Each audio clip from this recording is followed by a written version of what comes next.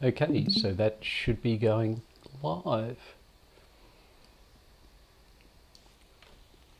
So last week we did a bit of red tape and some of the basics that I needed to get through.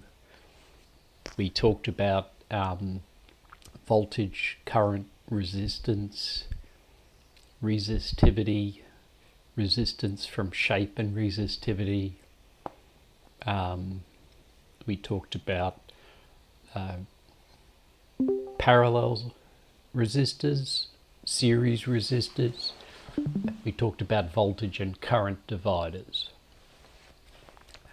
Okay, so from there the basic concepts, and the first lot of lab and homework is primarily about some of that. The second lab and homework is about the other pieces. Most of that stuff is relatively straightforward. However, the key pieces for this course are some more high-level algorithms: mesh analysis, nodal analysis, superposition, and Thevenin and Norton. And that's what we're starting on tonight, mesh analysis. Okay, so that's where we are. We'll see how far we get. And really, I've talked about all of the grayed out items in the topics list on this slide. And tonight we will have a look at the mesh analysis stuff. So before we do that though, just a reminder that these things are due tonight. The homework 1 is done on WebWork. And if you want to, you can say you're done in Blackboard. You don't have to. I will, sometime tomorrow morning, transfer your WebWork grade across to Blackboard. So you should see the grade show up in Blackboard. Most of you who have done it already, or at least completed it already, I've transferred the grade across already, so you should see that show up in your grades in Blackboard.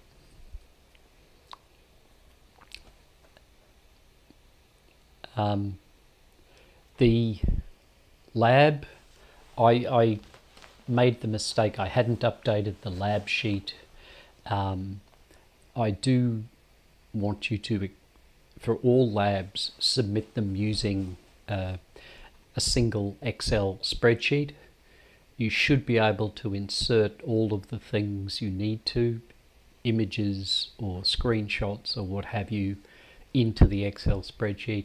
Nice thing about Excel is you can do all the calculations in the spreadsheet, and you can do you can draw on the spreadsheet using one of the draw options. So I think it's a nice way of keeping all of the lab stuff together.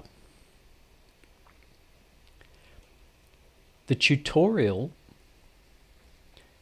is another level of work, but the only thing I'm asking you to do for the tutorial and all the tutorials is to participate in the 2 phases. Submit an answer to at least one question in the submission phase, and then do your review or evaluation of 2 of your peers, 2 of your classmates in the other piece. The submission part of the tutorial finishes again at 11:59 p.m. I probably should try and maybe move. I don't like having 3 things due at once, but it's a bit hard to move them around given the short summer semester. And then the next thing, the stuff for next week, is again homework 2, lab 2, and the evaluation for the first tutorial. That's where you look at other people's work and give them a grade. Like I said, the grade you give somebody else or you get given by somebody doesn't impact your grade for the course. The fact that you've taken part in the evaluation or the submission or both is what gives you the grade. It's the participation piece rather than the grade you get. Okay. The few students I got to do it last semester seemed to like the idea, and so I've decided to use it more fully this semester. Okay, before I do anything else, does anybody have anything they want me to talk about? Either the homework 1, lab 1, the tutorial, or homework 2 or lab 2. Let's just so I was having a look at the statistics for homework 1, the fundamentals homework, and it looks like question 4 is having the most problems, or at least it's taking the most number of incorrect answers before you get it correct. So I have two comments. One, I messed this one up a bunch of times. It's not changing it to coulombs, so I was trying to figure out what units it wanted. Okay. Yeah. I kept doing I don't even I wasn't putting coulombs. And then the other question I had was on the lab with you wanted like a screen grab of the actual LT spice image. Yeah. Of the circuit. Yeah, exactly. And, in there, it noted to state the direction, like the positive and negative. Right, and I had a look to see whether I could get LT Spice to show the polarities, and I can't figure it out, and it doesn't look like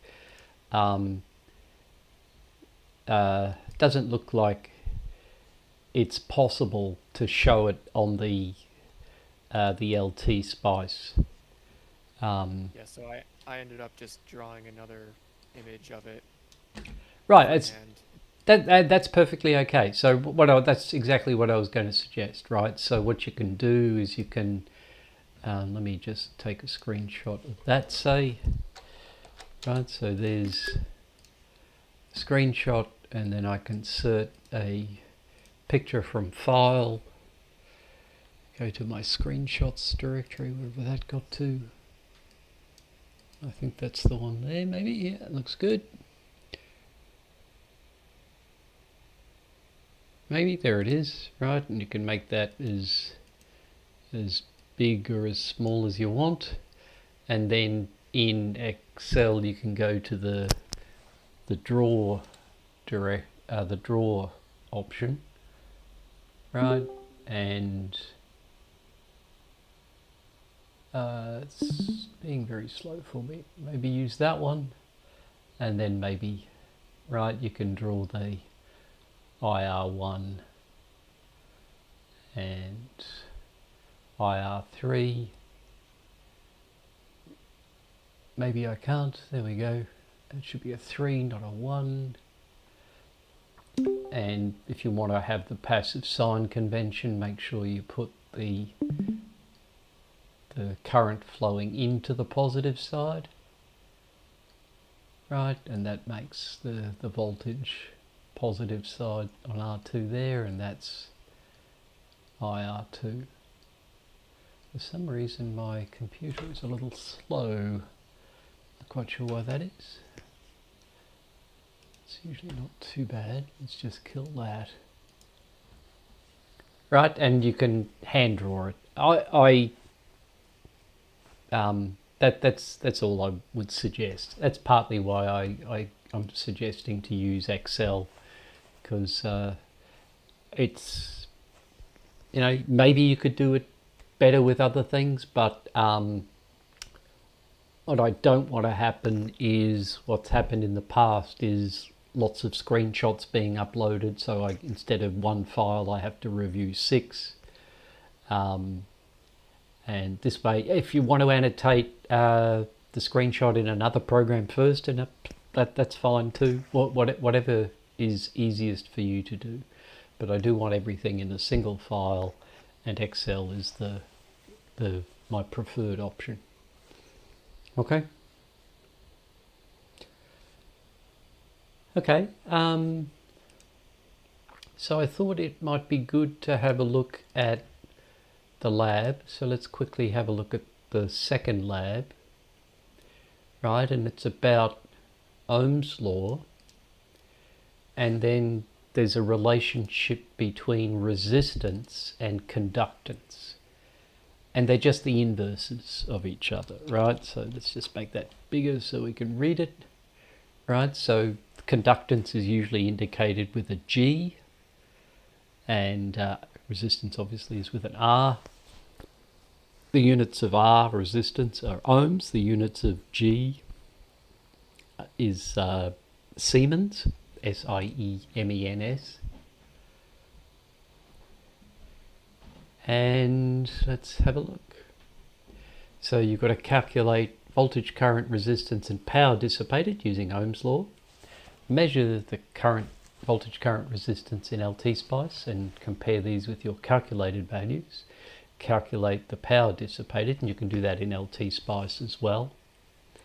And do this with 3 different resistor values. Draw circuit diagrams of how you measured everything, showing that you followed the passive sign convention, and submit the lab right up to Blackboard. So for this one, let me just start a new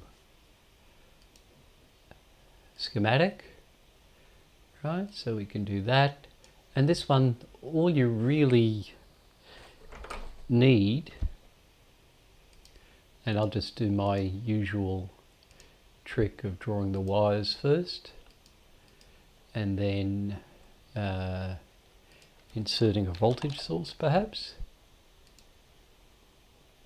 Right, there's a voltage source, and then inserting a resistor. Right, and then we can make a 10 volt, and I don't know, make that 100 ohms.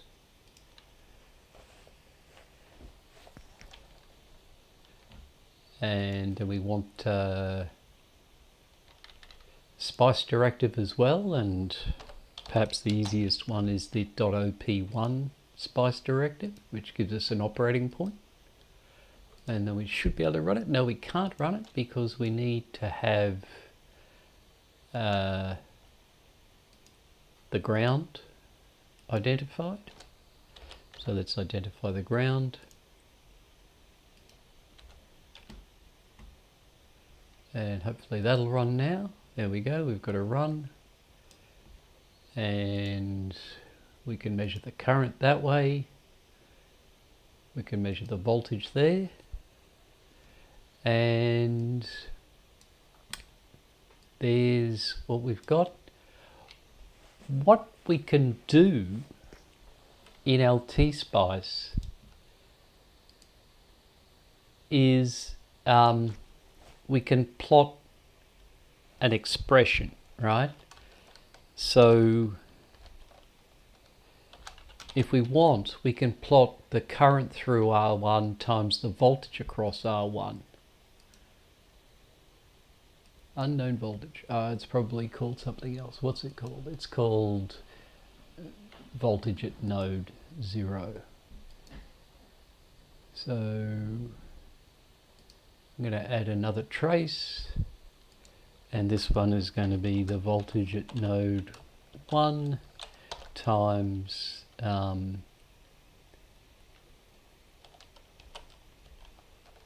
the current through R1.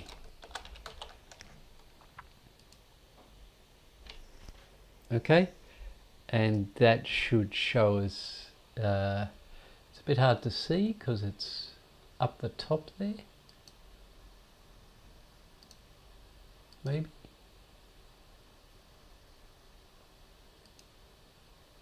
but you can see now we've got three axes. We've got the current axis for IR1, we've got the voltage axis, this middle one here, for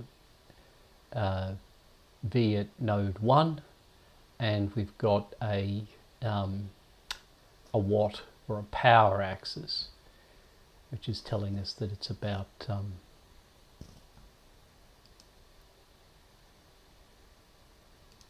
it's around about 1 watt.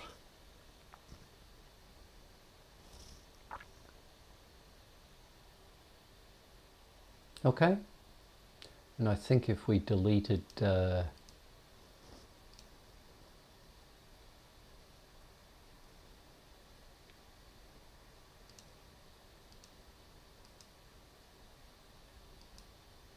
we go. If we deleted that, then we can see that we're setting right on 1 watt for our voltage at node 1 times the current.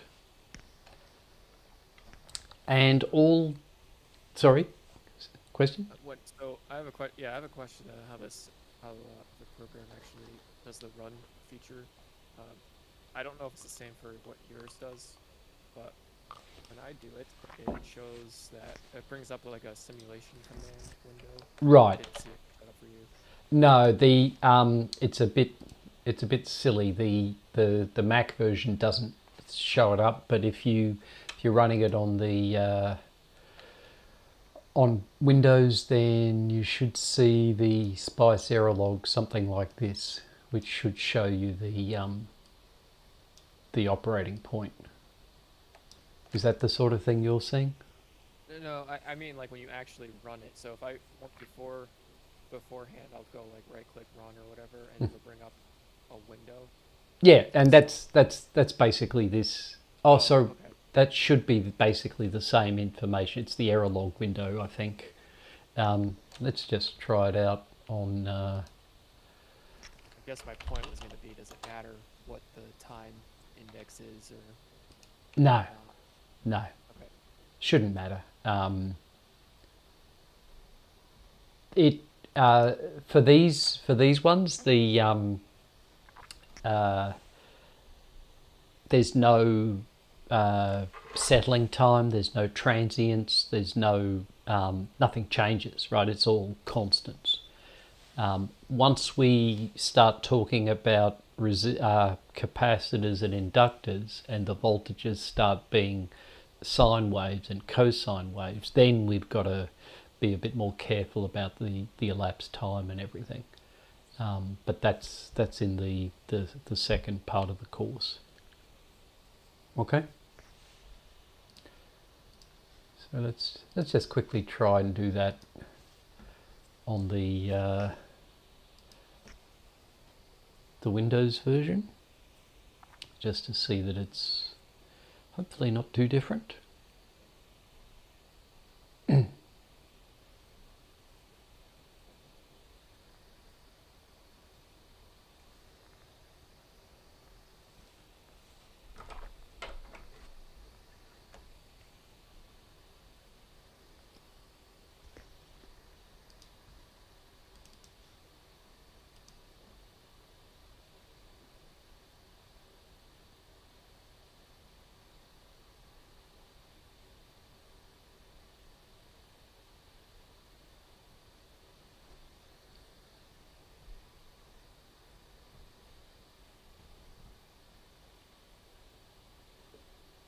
No, I don't think I can update it.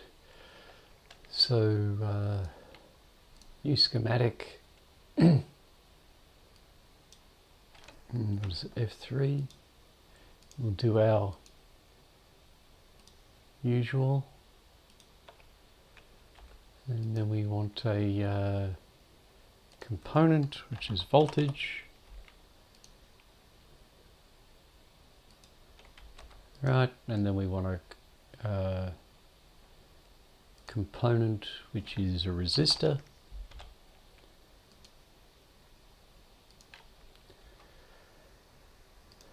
And like I said, 10 volts and 100 ohms.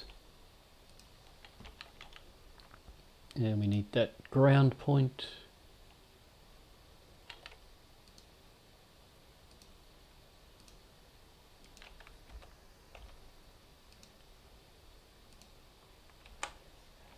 And we need an operating point.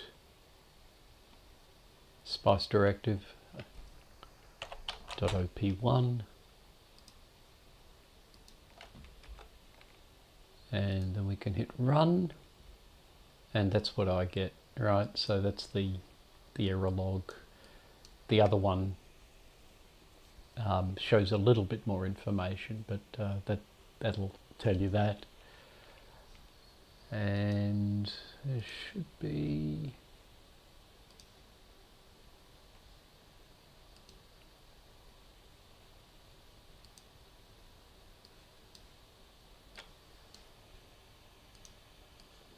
for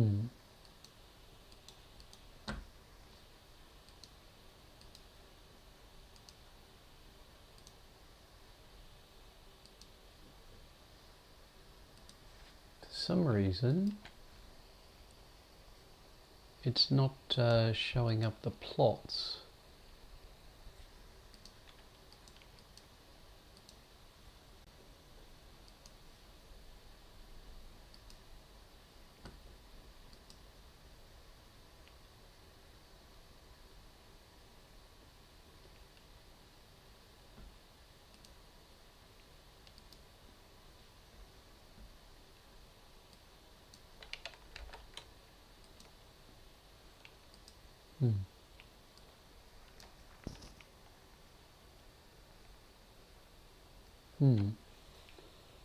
Because it's not gonna, without the plot, it's not gonna show me how to, or let me draw, type in the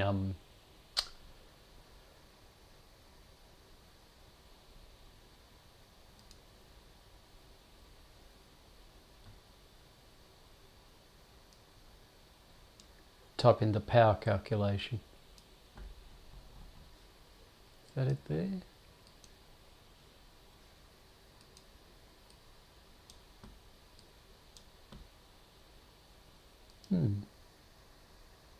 Okay, there's something wrong there. Let me take a note, and I'll try and post a video showing what to do to get the power for Lab 2 under Windows.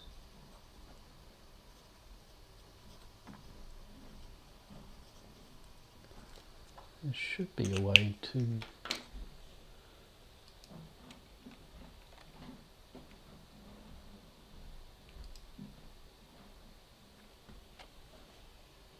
for some reason that's not showing up. Did you manage to, Jesse, did you manage to get a plot window? Yeah, I can get the plot window to show up. My error log that you are showing shows up differently if I do the same thing, but Okay. in general, everything's there. Like, yeah, now with the run up, I can click on the voltage and the resistor and get plots. Yeah, I should be able to do that, but it's, for some reason it's not doing it. Let me just try restarting. I'll just save that as Lab 2.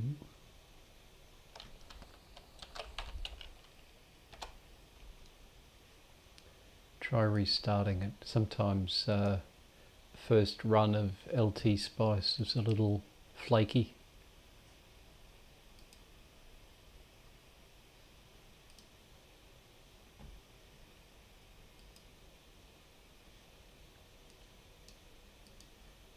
Yeah, see, it should let me click on that top line and get the voltage, and it should let me click on the resistor and get the current.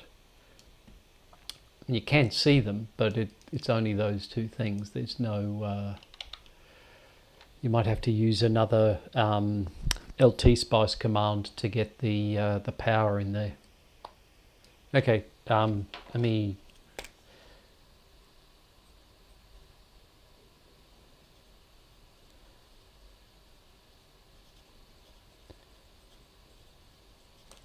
take that offline, and I'll post some more information about that later. Okay, any other questions about the homework, or so I haven't looked at the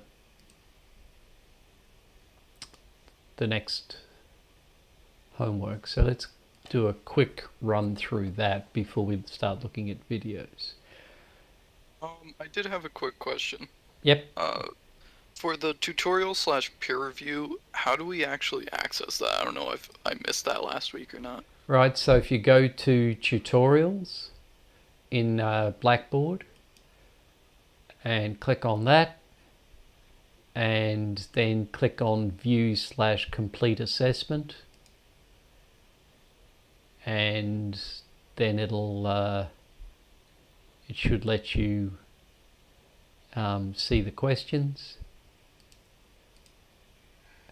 Let me go into student view so we can show what it looks like for you. So there's tutorial, view complete assessment, and you should be able to click on the question number and either type or upload a solution to the question here. Right, so what is the current through the conductor if 1.248 by 10 to the 19 electrons pass through a cross section in 10 seconds?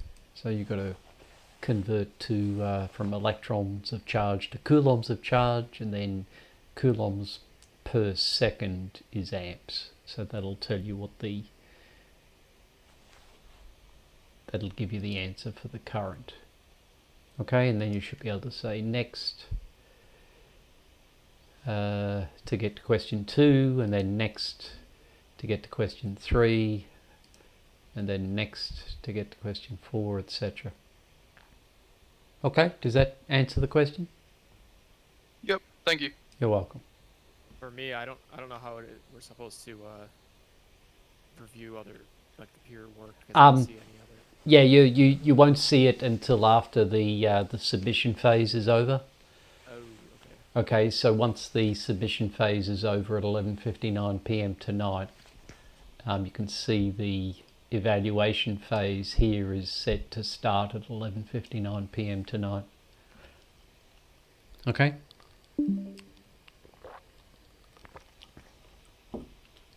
And all of the questions in the tutorial are in that PDF. There's also the resistivity table and temperature coefficient table as well. Any other questions about the tutorial?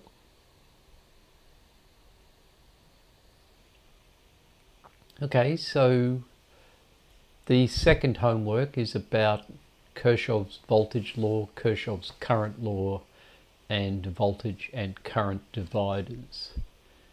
Okay, so this first one, we've given the output voltage, the voltage across R2 is 4 volts. And then the question is, what's the supply voltage? And this one seems relatively straightforward. If we've got 4 ohms in R2, that means the current through R2 is 1 amp. That also means the current through the whole loop here, from Vs to R1 to R2 to R3, is 1 amp. So the voltage drop across R1 is 10 volts. The voltage drop across R3 is 8 volts. 1 amp times 10 ohms and 1 amp times 8 ohms. So the total voltage drop, which is what Vs is supplying, is going to be 22 volts, is my guess. Right, so let's submit that. And let's go to the next problem. So here we've got a current divider problem, and we are asked what I2 is. So here we've got IS flowing into this node up the top, and we've got I1, I2 and I3 flowing out of the node. So one way to write that would be IS minus I1 minus I2 minus I3 equals 0. The other way to write it would be IS equals I1 plus I2 plus I3. And so the first question, find I2, we know that IS has to equal the sum of I1 through I3. So IS is 20, I1 and I3 sum to 16, so that must mean that I2 is 4 amps. Don't forget your units. And that means, I think, that because I1 also has 4 amps going through it, that R2 has to be the same value as R1. So I'm going to say 6 ohms.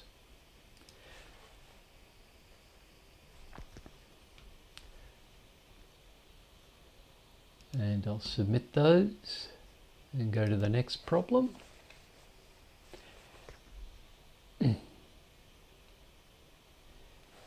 Okay, so what have we got here? We've got to find the resistance between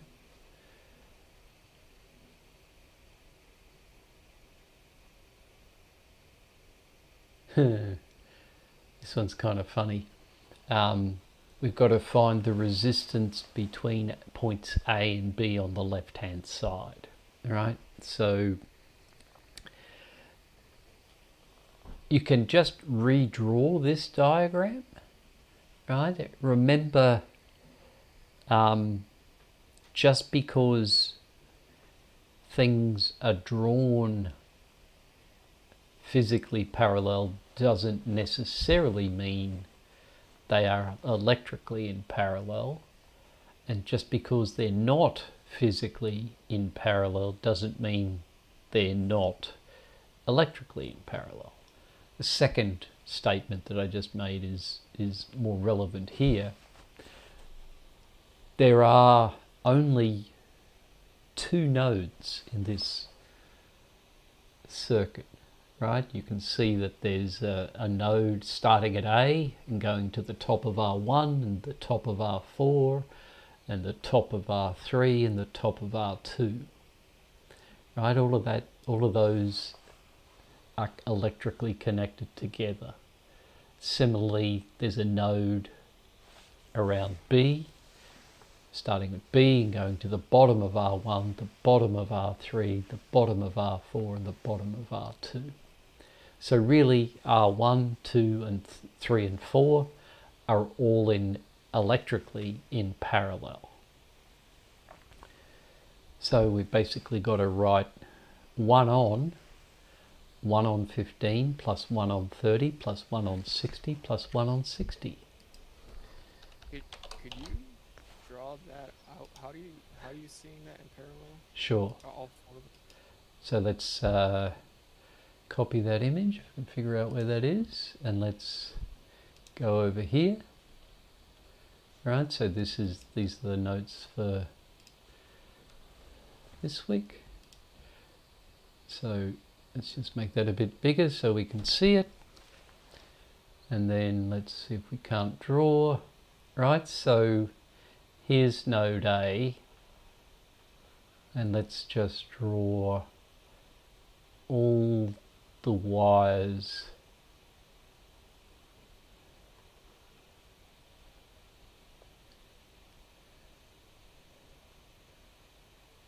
now. This here is, because this is a hump, this is saying that there's no electrical connection here. Okay, there's no electrical connection where that red dot is. Okay, so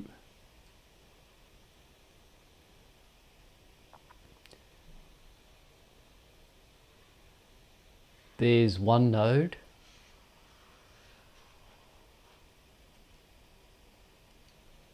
And let's get the other node.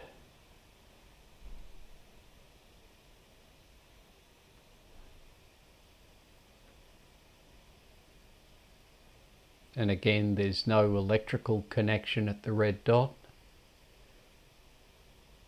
So the blue and the green don't connect at all.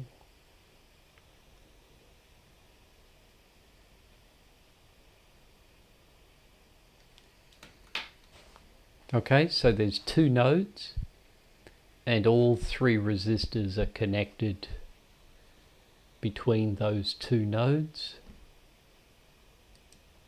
And for 60, 60, 30, 15. So the equivalent RAB is just going to be 1 on 60 plus 1 on 60 plus 1 on 30 plus 1 on 15, which is what? 4, 2, 6, 7, 8, which is going to be 1 on 8 on 60, which is 60 divided by 8, I think. That's 2/60, that's 4/60, so a total of 8/60 in the denominator. So 1 on that's going to be 60 on 8. And what's that going to be? That's going to be 7.5. 8 8s are 64. So it's going to be 7.5 ohms. Let's see if that's right. Does that make sense? I think, however, whatever that snake drawing is that you just did explained more about these images than I've ever seen in my previous experience. So that, I think, was extremely helpful. Okay, cool. Essentially, what that means is you could have redrawn this with all 4 of them vertical and parallel. That is correct. The same thing. Yep. Okay. That is correct. It's to confuse you, right? The aim is to make it a little bit harder. So to stretch your brains a little bit. Okay, so there's the it was 7.5 ohms. So let's have a look at question 3. Okay, question 3. So remember we talked about conductance and resistance, and here we have a G2 and a G4, the values of which are given in millisiemens. Right, and the only thing to remember is that G is equal to 1 on R. Right, so 500 millisiemens is equivalent to 1 on 0.5 ohms, so 2 ohms, and 200 millisiemens is equivalent to 1 on 0.2 ohms, or 5 ohms. So what's that? That's we've got R1, they're all in series. R1, G2, R3 and G4 are all in series. So we convert G2 to 2 ohms and G4 to 5 ohms. That means we've got 8 plus 2 plus 2 plus 5, which is what, 15? Is that right? No, 8 plus 2 plus 2 plus 5 is 17. And then the voltage is 12 volts, so the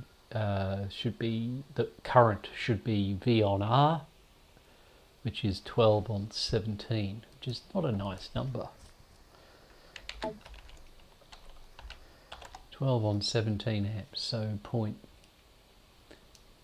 let's just go with, for most things in this course, 4 significant figures should be sufficient. So I'm going to, if you only calculate to 2, sometimes WebWork will mark you incorrect even though you're close.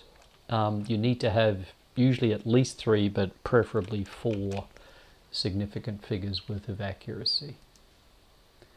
Let's see if that's right. Do you know if it's correct precision or if it's More like your answer's wrong. No, it won't. That's one of the problems. Not accepted.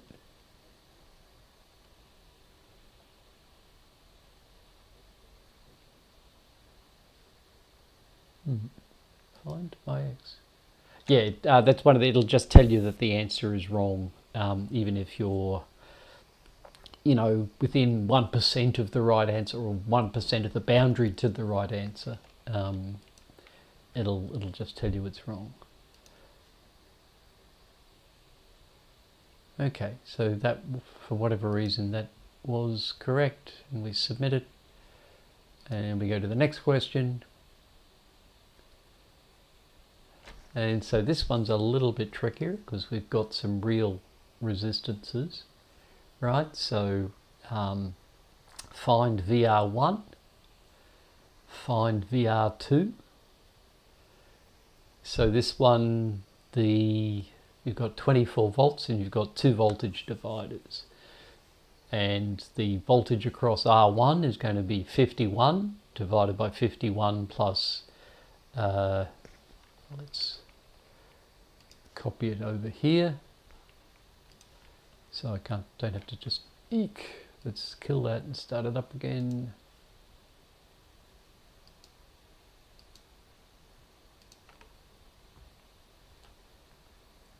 Right, so what were the numbers again? The numbers again were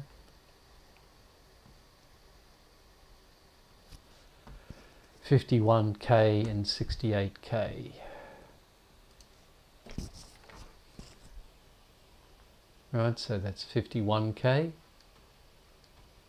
And that one's 68K. Right, so and VS is 24 volts. So VR1, as I said, is 51 divided by 51 plus 68 times 24.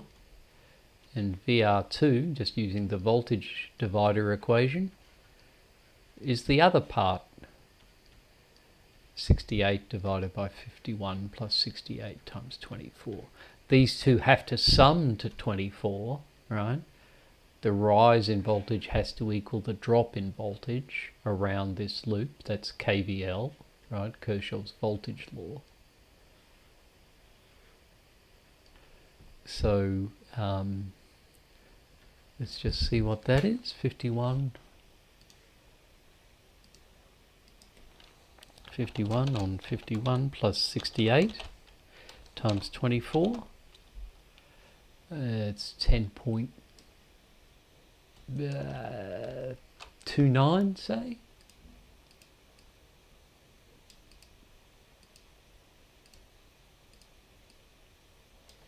I'll change that 8 to a 9.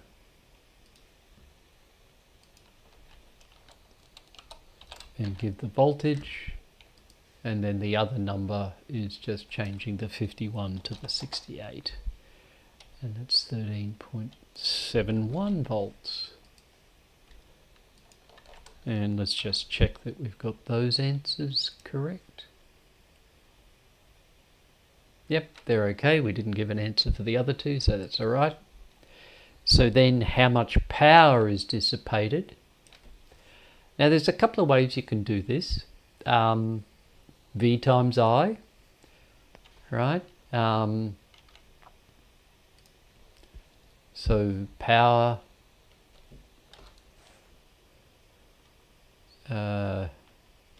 is V times I, or you can also say that I is V on R, so you can say that that's V squared on R, or you can say that V equals IR, so you can say that that's I squared R. All of those are equivalent. So since we have the voltage, VR2 is 13.71 and it's 68. So 13.71 V squared on R.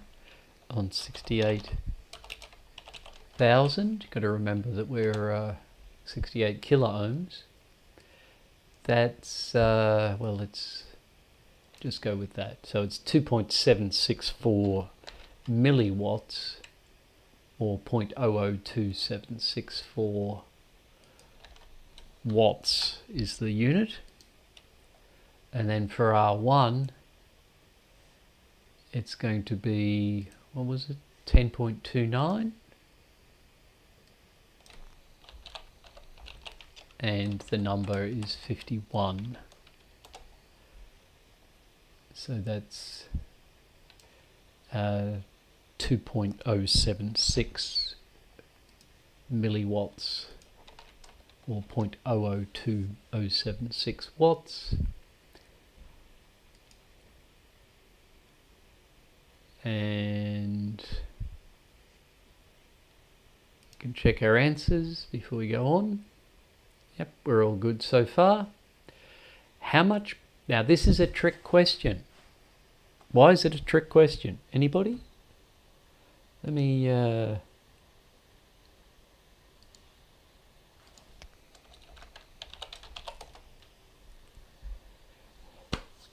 Bob, why is it a trick question?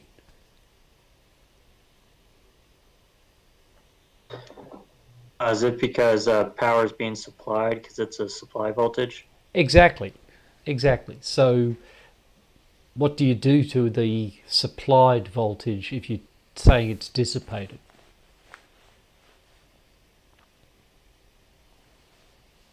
Would you make it a negative power? Yeah, The exactly. negative watts? Yeah, exactly.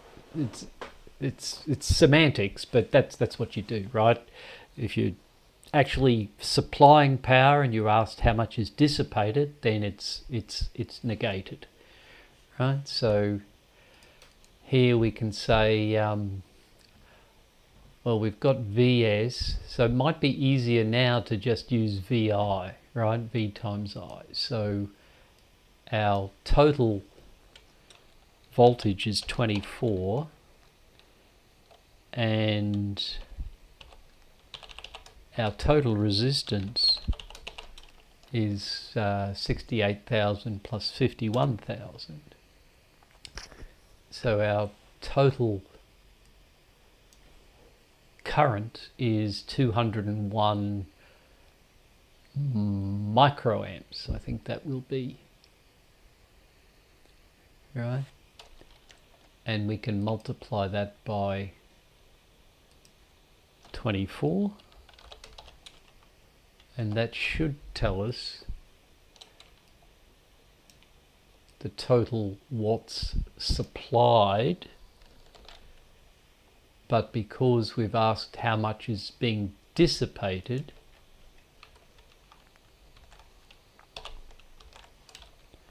right, we could have also added those two, right?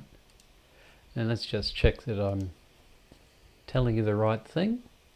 Right, so it's expecting a negative number, and write an expression showing that power is conserved using PR1, PR2 and PVS. So something like PVS equals PR1 plus PR2, maybe? Or maybe we need to negate it. Let's just check to see whether that it likes that one. Probably doesn't like it. So we probably have to do it the other way around and say we're always dissipating, or we're always supplying. So you probably want to put it round that way. Okay, so there's our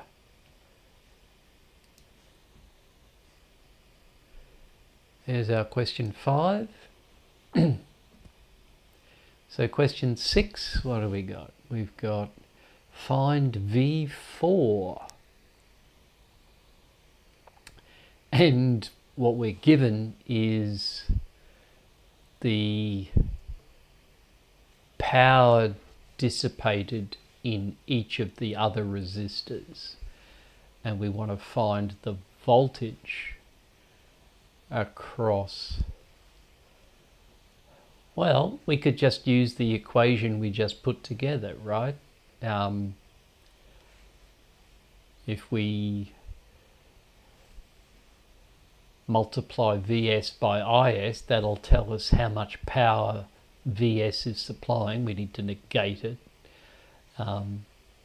So then, and then just add all the other numbers together, right? So 24 times 0.923.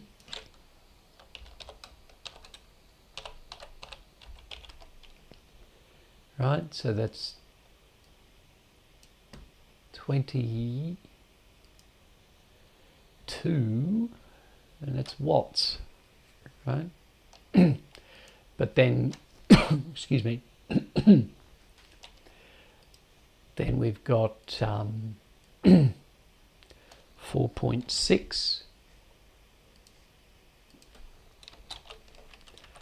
and I'm just going to move the decimal place so that we're all talking watts rather than milliwatts.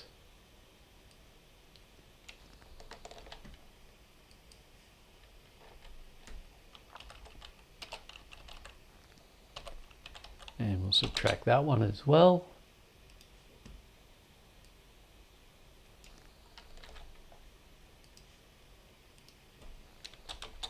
And we can do that one as well. And see what number that brings us to. So 4 point, let's just go with 5 significant figures, probably a few too many, but it's okay. So that's the, that's the power, and we want to divide that power by the current, right, to get the voltage. And something like that, maybe change the 7 to an 8 or the 3 to a 4.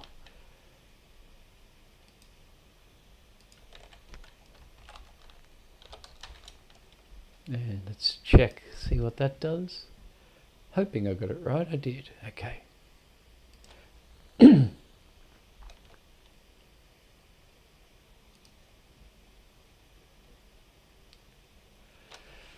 Okay, what's this one? We've got Rx, and we've got, so Rx and 2Rx and 4Rx, so we've got 7Rx, and we've got current, we've got voltage, so V16 equals 4.762 by 10 to the minus 3 times 7Rx. I'm going to have to write this down. I won't be able to do it verbally, so let's... right, so V equals IR.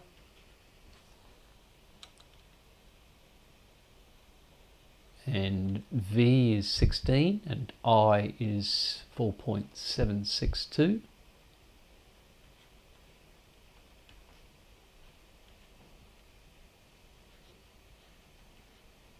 By 10 to the minus 3, remember, because we're in milliamps.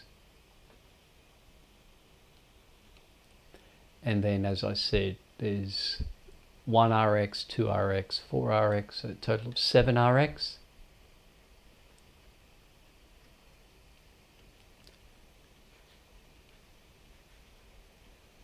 So we can rearrange that and say that Rx equals 16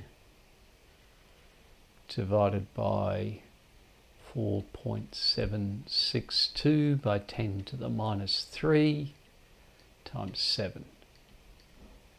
And that, I'm going to have to use,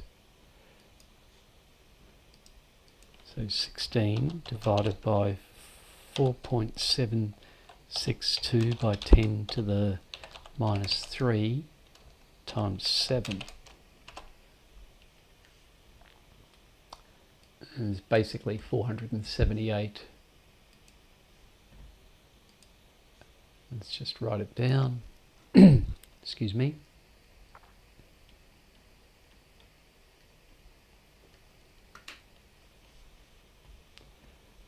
check to see what happens there.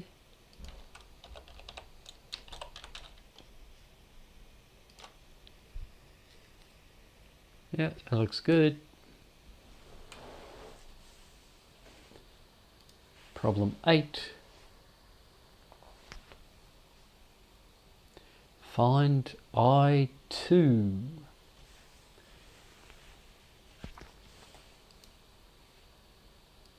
So let's move this back across to here. And we've lost scrolling again.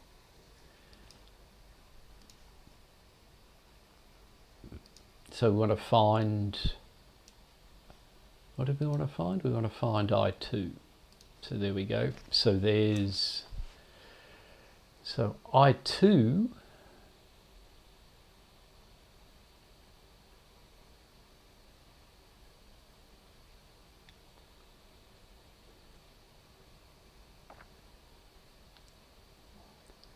now remember the current divider equation talks about the resistance in the other path.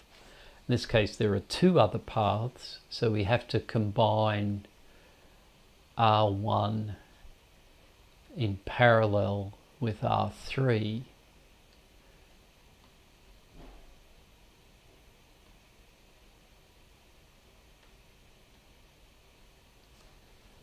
Right, and then times IS. And I've forgotten what the numbers were, so let's go back and get the numbers. 12, 9 and 6.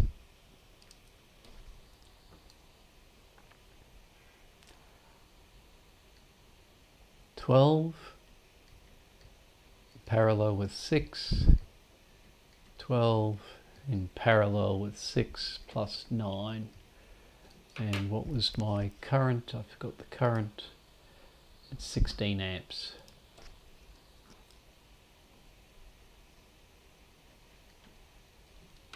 Okay. And then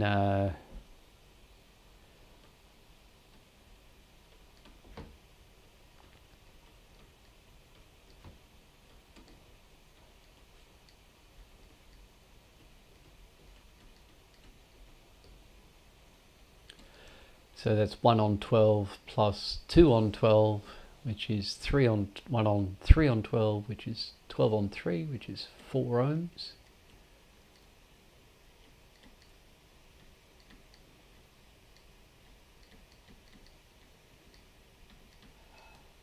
And so that's. What did you write for that? The equals REQ? Yes. So. Sorry, say that again. Did you see what I'm talking about? Like you called the R equivalent. That's what you're probably calling it. Right? Yeah, R equivalent. So the resistance in all the other branches, I'm calling R equivalent. Sorry, my handwriting could be a bit better. Okay, so that's this 12 in parallel with 6. And so that's going to be,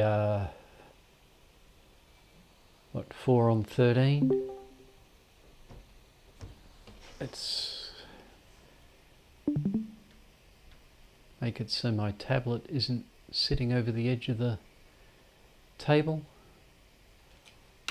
And let's see what that comes. So that's 4 on 13 times 16, which is 4.923.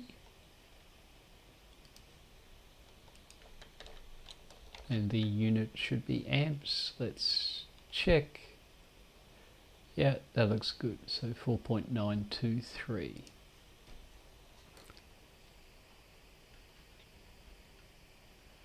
So we're just going over the homework. Sorry, I came in a little late. Yeah, so I wasn't sure what people wanted to do. I'm going to take a break shortly, and then we'll do the look at the videos. But I thought, okay. Yeah, homework is. We should do that going forward. Go over the homework and then go into the videos. Yep. I feel like that would be a good start for the class. Okay. Cool. I'm happy that works. Good. Okay. Perfect. Okay, so that's, let me submit that answer. That's that one. Problem 8, and we've got one last one to go. Ooh, and it's a doozy. So what's this one asking?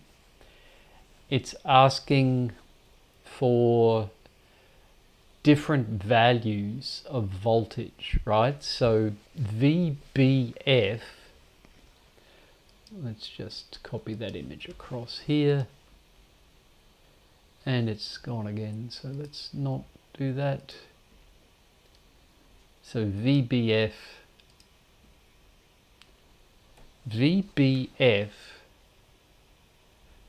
is the voltage at B with respect to F, right? So it's that voltage there. So basically we've got to go one way or the other, right? We could go just across those two components, V1 and R1, or we could go all the way around. In either case, we should get the same answer, right? Because this is a loop, and Kirchhoff's voltage law says the voltage around a loop will be 0. So the voltage this way should equal the voltage this way. The easiest way is just to go across two devices, V1 and VR1. So let's see what they tell us. V1 is 16 volts, and right, so this is going up by 16 volts, and then this is going down by 9.44 volts. So I think VBF is 16 minus 9.44.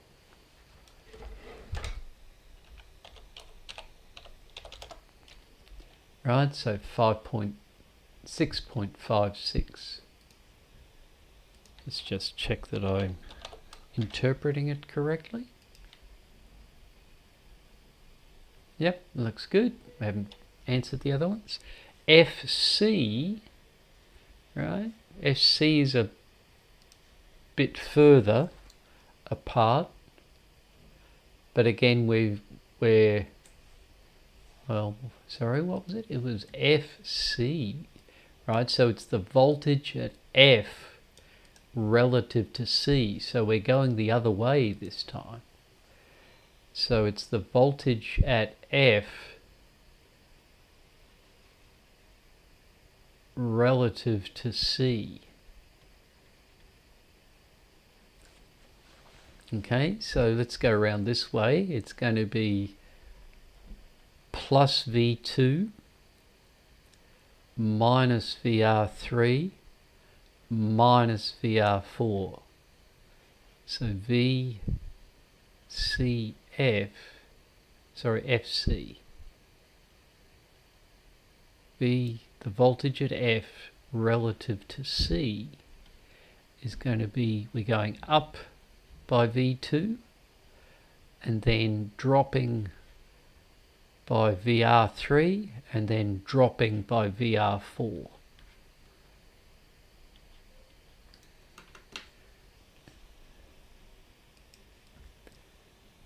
So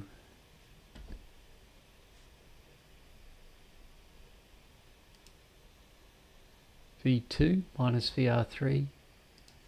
So V2 is 18 volts minus,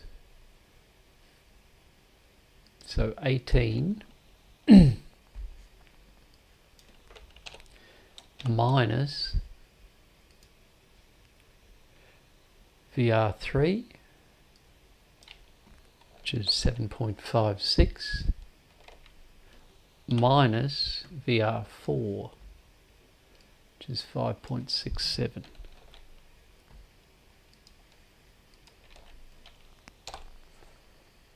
So it's 4.77.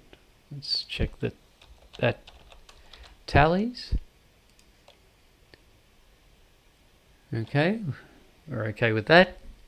And then the last one, V voltage at A with respect to D, is the other diagonal. Right, so we've got the voltage at A with respect to D.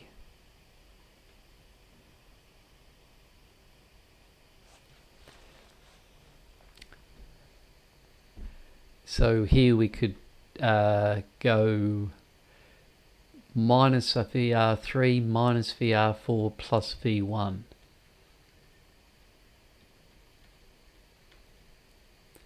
So minus VR3 minus VR4 plus V1.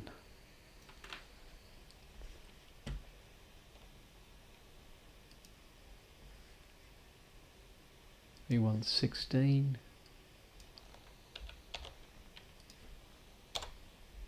So it should be 2.77,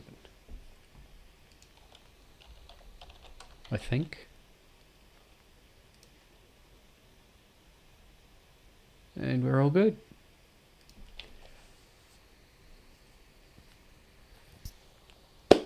Okay.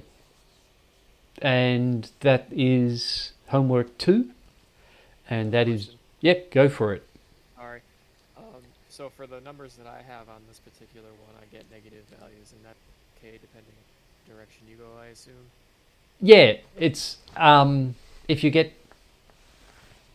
if it comes up green, that is okay. It can be negative depending on what values you get. I think everybody gets different. My values are going to be different from everybody else's. The circuit diagrams are the same, but the numbers, the voltages, and all the voltage drops are going to be different.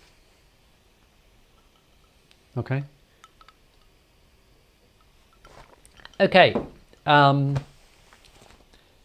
So, as we did last time, I think it's I can't talk for more than about an hour, and I've been going for a little over an hour. So I'm going to have a 10-minute break, if that's all right. Before I do that, does anybody have any other questions about the lab and homework due tonight, or the lab and homework due Monday next week, or anything else? Okay, if not, yep. Christian, for the conclusion, what were we supposed to put that? I just put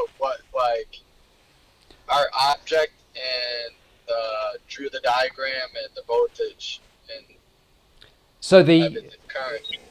Most of the labs start with an objective, and your conclusion should hopefully be that you met the objective. So basically just restate that you met the objective. Okay, whatever the objective was, whether it's verifying Ohm's law, I think, for lab 2, or verifying that you have LT Spice installed, which is really all lab 1 is doing. Okay, should I resubmit lab 1 because I didn't put the conclusion? Will you take points off of that? I haven't checked. So let me try and check during the break, and I'll let you know after the break. Okay? Alright. Okay, so let's just have a 10-minute break. And I will be back after that.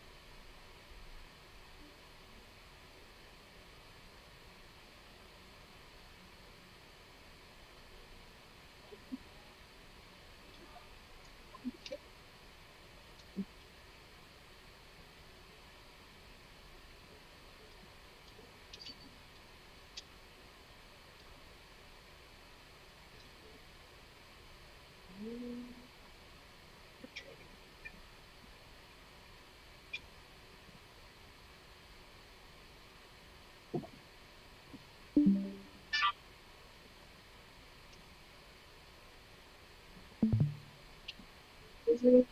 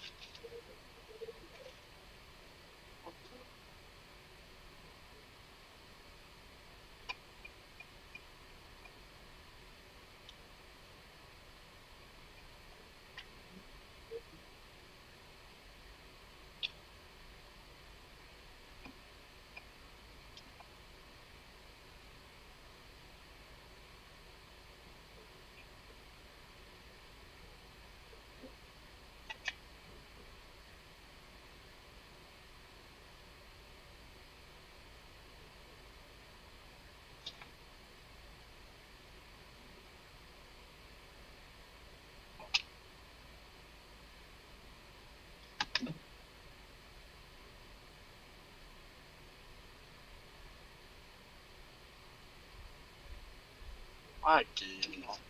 What? What? What do you want?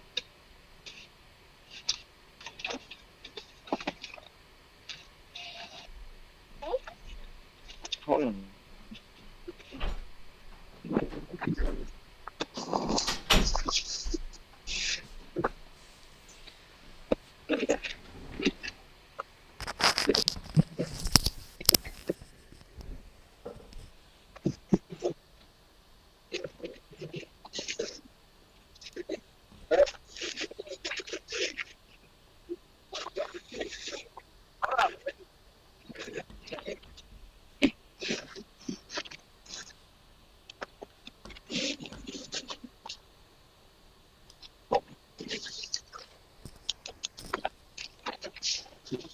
Hey, Anthony.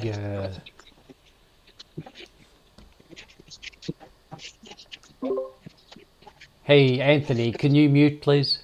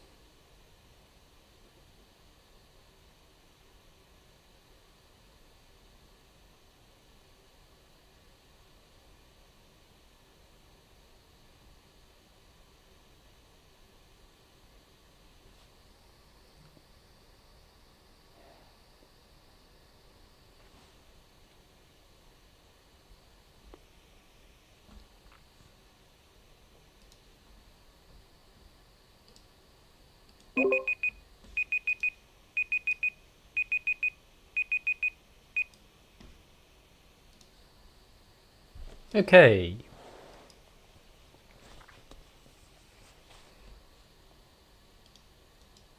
It's just so the point of tonight is to introduce mesh analysis, and the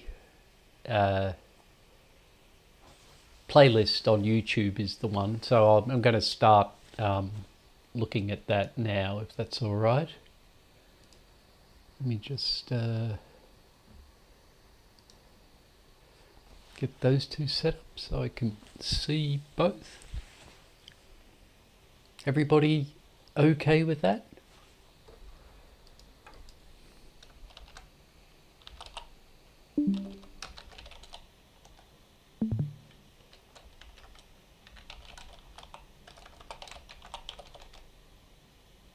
There we go.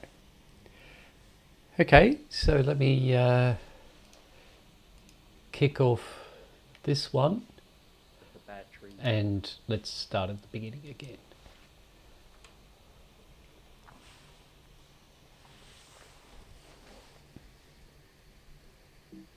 So this is CET236, and the topic is mesh analysis. That's about where we are in the progress. We should have covered all of the items above the highlighted mesh analysis. You can see the mesh analysis highlighted there, and we should have covered most of these other things before in the first session. Can you increase the volume, please? I can try. Let's see where we are. Yeah, I can. There we go. Try that. So the idea with mesh analysis That better? is to take a circuit Yep. like this and find all of the currents and all of the voltages, particularly the currents with mesh analysis. And for this particular circuit, it's pretty simple. So we could use some of the stuff we know already, the combination of resistors, series resistors and parallel resistors. So for example, R3 and R4 are in series. They have a single node in common that's not in common with any other device. So we could add them together, 14 ohms and 10 ohms, to have a 24 ohm resistor. So then that combination of R3 and R4, 24 ohms, would be in parallel with R2, which is also 24 ohms. And we know that two resistors in parallel with the same resistance will give us an overall resistance of half the individuals. So in this case, 24 ohms is the individual resistance, so the two 24 ohm resistors in parallel will give us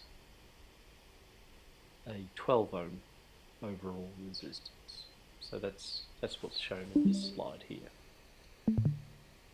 And then we should be able to figure out what VA is very simply by saying, well, Vs, the input voltage, is negative 21 volts, and we know it's negative because you can see the small plate here is at the top and the large plate is at the bottom.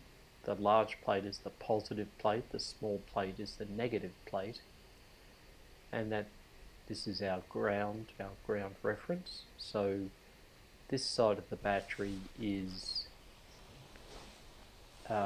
21 volts below the voltage of this side of the battery, so that means there's negative 21 volts. And now because we've combined those two, R3 and R4, and in parallel with R2, to give us our 12 ohm resistor, now we just have a very simple voltage divider, so we can figure out what VA is. So VA is going to be 12 divided by 12 plus 6 times negative 21. Okay? So that's going to be, what's that going to be? That's going to be minus 14 volts.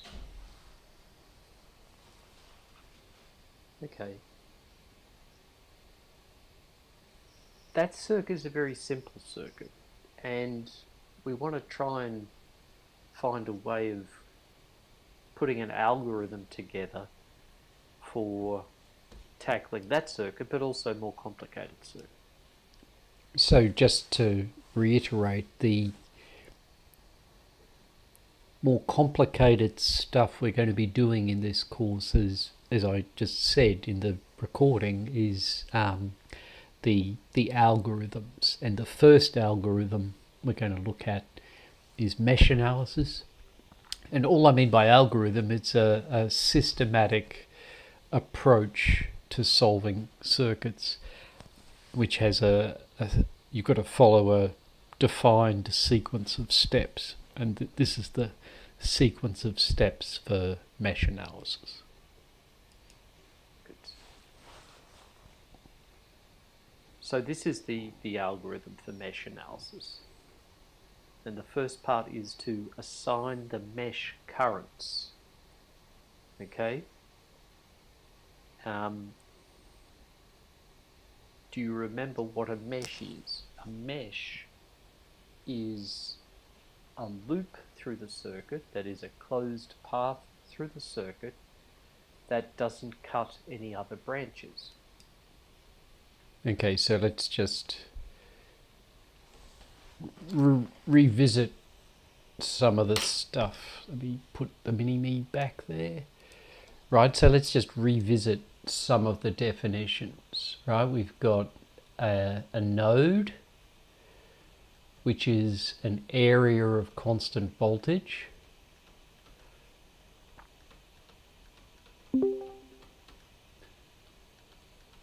And we've got a loop, which is a closed path.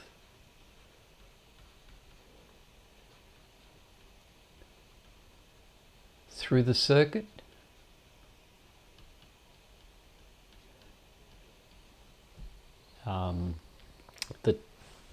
doesn't cross itself.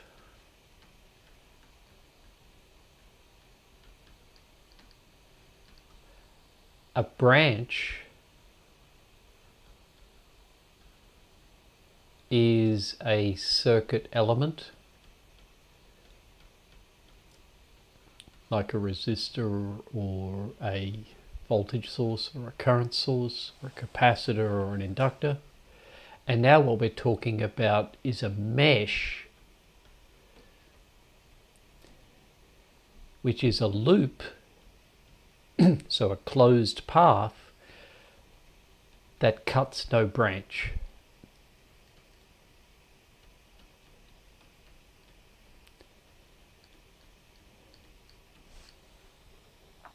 So if we have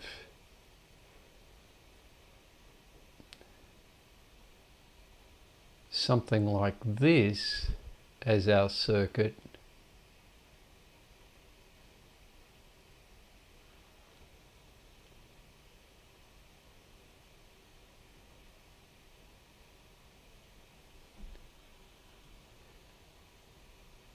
this is a loop, it's also a mesh. This is a loop, it's also a mesh. This is a loop, but it is not a mesh because it's effectively cutting through that device, the middle resistor. Okay?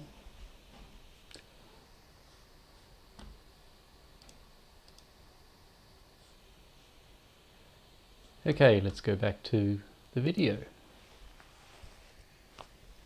Okay, so we assign those mesh currents and we identify any super meshes, and I'll talk about super meshes in a little while towards the end of this session. We then use Kirchhoff's voltage law on each mesh current to form a series of equations. We go around the loop and we apply Kirchhoff's voltage law around the loop or around the mesh, and for each mesh we get an equation. So we can end up with 3 equations if there are 3 meshes, and the 3 equations will be in 3 unknowns, the 3 mesh currents. We can then use Ohm's law to express the resistor voltages in terms of the mesh currents. So we know that V equals IR, and we can just apply that to each individual component in the loop. We then distribute in group-like terms, and we can plug in the values and solve the system. Okay, so here's the same circuit we had before, but now we're going to do it a little differently. We're going to do it using mesh analysis. Okay, so here are our mesh currents. There's I1, you can see, the red one, and here's I2, the blue one. And what we've got to do is we've got to go around this mesh, this loop that doesn't cut any other devices, and apply Kirchhoff's voltage law. So we'll go up here and we'll say KVL for I1, and we'll say so we're going around this way. Because we're going around this way, and this is the positive side of the battery, this is the negative side of the battery, when you're applying Kirchhoff's voltage law for passive devices like resistors, you need to have them satisfy the passive sign convention. So if the current is going around this way, we want it to be going into the positive side of the device.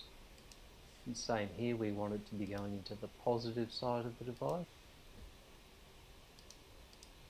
Right, so just a reminder that the passive sign convention has to hold. You have to have the current flowing into the positive side of a passive device if you want V equals IR, Ohm's law, to hold. You have to have that to happen if you want P equals VI, equaling the power dissipated in the passive device.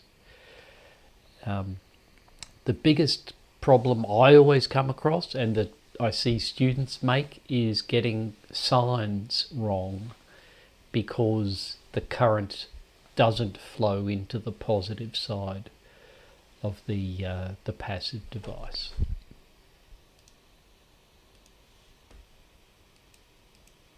And coming out the negative side. And then we can apply Kirchhoff's voltage law, and Kirchhoff's voltage law says that plus Vs plus VR1 plus VR2 equals 0. Okay? And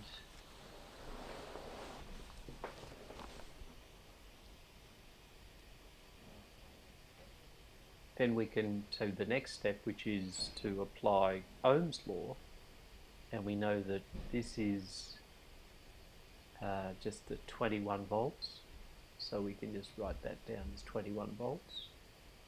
We know that VR1 is just I1 times R1, I1 times R1, and we know that VR2 is a bit different. VR2 is R2 times I1 minus I2. Right? So we've got I1 minus I2 times R2. And we can rewrite that numerically. We've got 21 plus 6 times I1 plus 24 times I1 minus 24 times I2 is 0. It's a 0. Okay? And then we can do the same thing for I2. So KVL for I2 is, now in this case, again we want all of the passive devices to satisfy the passive sign convention. So we have positive side signs on the current entry side of the device. Notice that that means the passive sign convention for R2 is different between I2 and I1. Okay, that's okay. That's perfectly okay. So now we can write down the KVL. So it's V Why Ah, is that R2 okay? plus V. Why is the fact that we've got, in this case, the red and the blue passive sign convention? Well, it's because in the first instance we're looking at the voltage drop across R2 from the point of view of I1, right? And the point of view of I1, the drop goes from the top of the device to the bottom of the device because of the passive sign convention. From the point of view of I2, the voltage drops as you go up the device, right? So it depends on which mesh you're looking at the voltage VR2 from. In the first instance, VR2 for mesh I1 is going to be I1 minus I2 times R2. And in the second instance, as we'll see eventually, the voltage VR2 from the point of view of the I2 mesh is going to be I2 minus I1 times R2. And it's okay because both of those numbers end up being the same. It's just their signs are different. And you might expect the signs to be different just because of the different polarities across R2. One from the point of view of I1, positive on top, and the other, the point of view from the point of view of I2, positive on the bottom. Okay? Yep, thanks. You're welcome.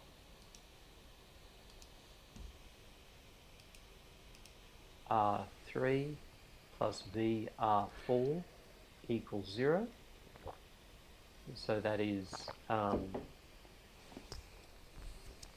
for R2 again, we've got I2 minus I1 times R2 plus I2 times R3 plus I2 times R4 equals 0. So putting in the numbers, that means we've got minus 24 times I1 plus 24, and I'll just group them all together, plus 14 plus 10 times I2 equals 0. Okay, so now we can write these equations into a matrix form. Okay, and let's do that here. The matrix form will be,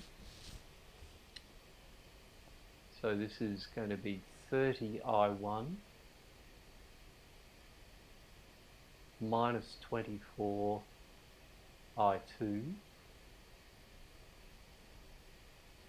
minus 24I1 plus 48I2. Right, so we can write it out like this. And then that equals,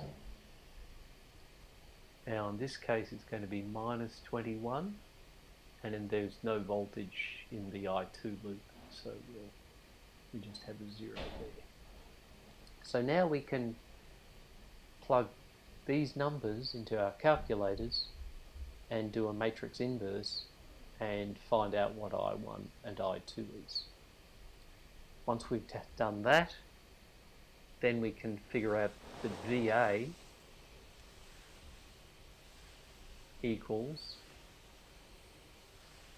now what's VA equal to? It's going to be equal to 24 times I1 minus I2.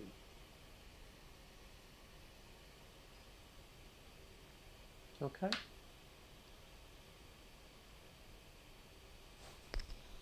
Is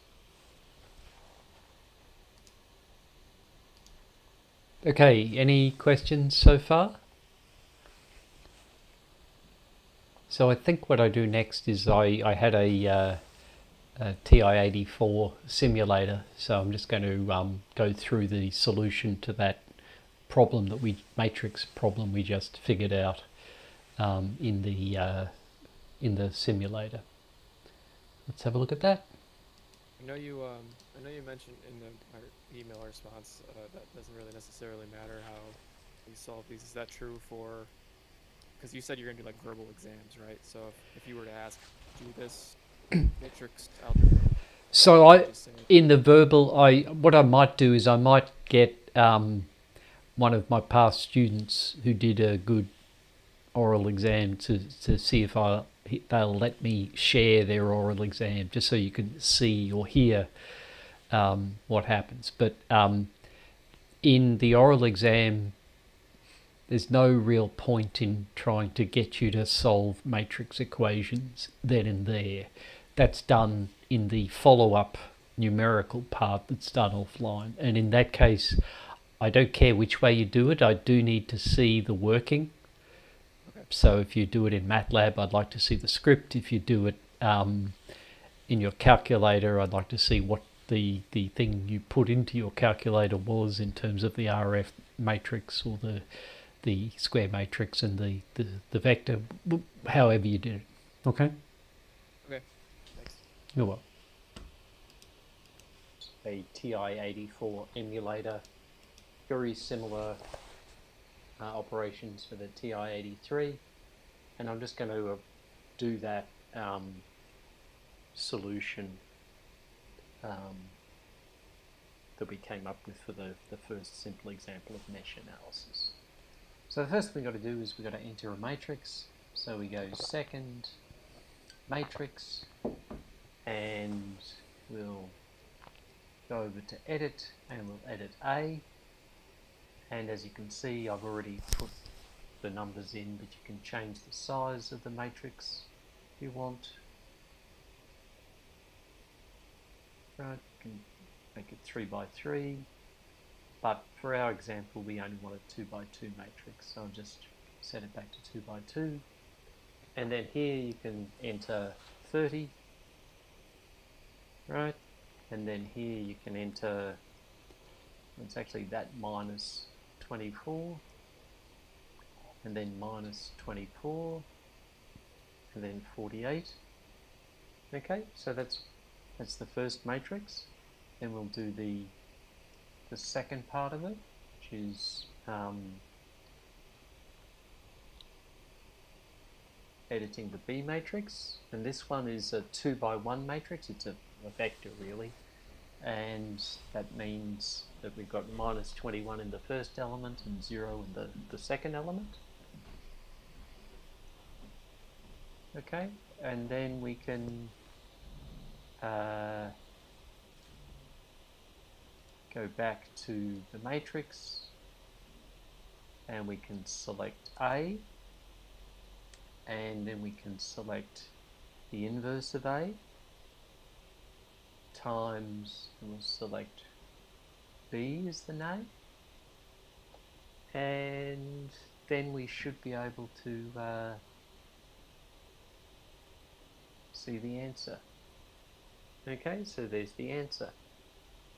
Our I1 is minus 1.1666 recurring amps, and our I2 is minus 0.58333 recurring amps. The answer we wanted was, if you remember, I1 minus I2 times 24, so that's, we want to just enter minus 1.1666667 minus 0.58333333,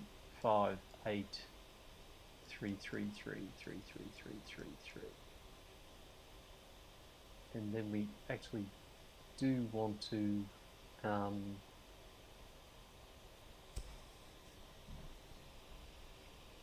put that in parentheses, because we want to multiply the result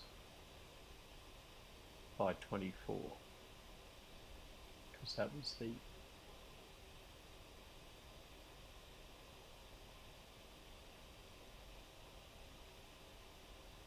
oops, I think I've got it wrong. Let's try that again. So it's 1.66. Where's the clear button? Right, so it's 24 times minus 1.1666666 minus negative 0.583333.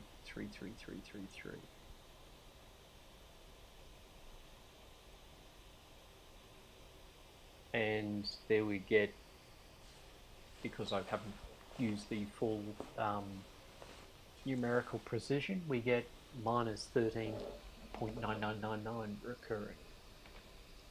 Okay, so that's one way to do it.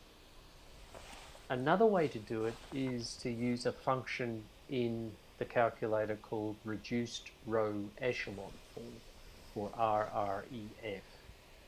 If you have a look at the matrix math options, you'll see there's quite a list, and down here at the capital B,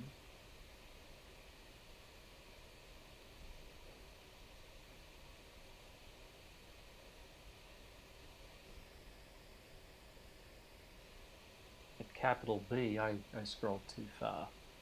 At capital B, you'll see there's RREF. But what we have to do, put the information in a little differently. So let's just, I'm going to use matrix C for this example. And for this example, we need it to be a 2 by 3 matrix. Okay? And we put in our 30 and our minus 24.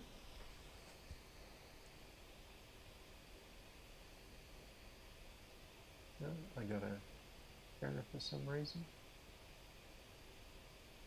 Our minus 24. And now we put in the minus 21. And then minus 24, and then 48, and then the last entry is 0. So you can see I've put in the previous A matrix into the first part of the C matrix, and I put the B matrix into the second part of the C matrix. So then I can go to matrix, and I need math, and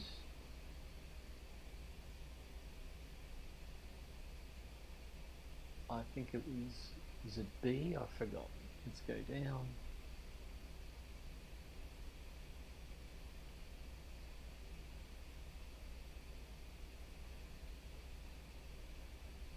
Yeah, so it was B, so we can go alpha B, right? Reduced row echelon form. Ah, no, we don't want to do it there, do we? This is just going to be 0. So I'm going to quit out of that, and then I'm going to go second matrix math alpha B, and then I'm going to go second matrix C,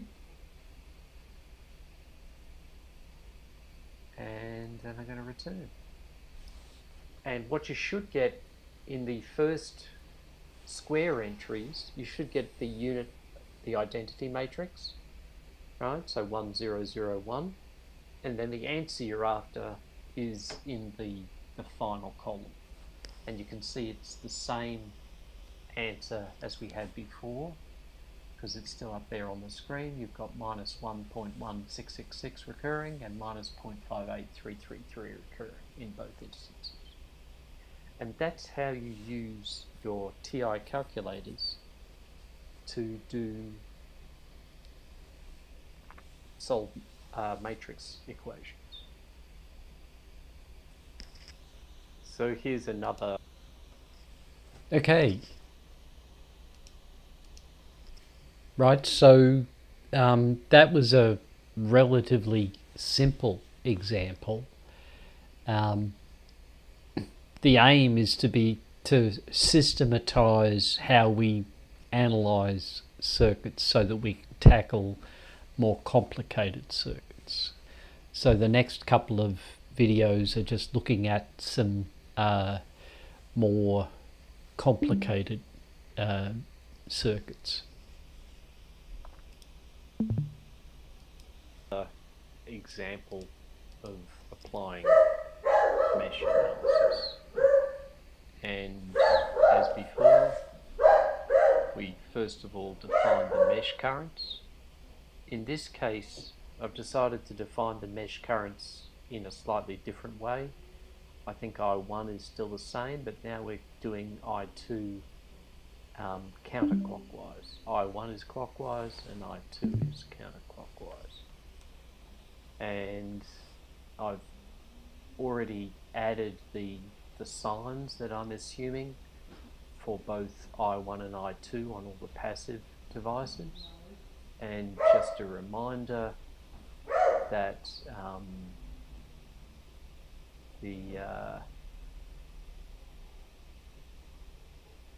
the large plate here is the positive side and the small plate here is the negative side, and similarly over here the large plate is the positive and the small plate is the negative side. So let's quickly have a look at applying that mesh analysis algorithm. So remember, we've got to apply Kirchhoff's voltage law around each mesh. So for I1, we go into the negative side, so that's minus 12 volts plus VR1 plus VR2 equals 0, and then we get minus 12. We apply Ohm's law, so that's 6 times I1, which is VR1, plus, and now we have I1 and I2 going in the same direction, so the total current through R2 is I1 plus I2, so that's plus 12 times I1 plus. Right, so this is one thing you've got to get used to with mesh analysis. It is completely up to you which direction you decide those currents are going. Right, in the previous example I had both of them going in a clockwise direction. In this example, I1 is going clockwise and I2 is going anti-clockwise. Provided the passive sign convention holds, and provided you use the appropriate signs on everything, it all works.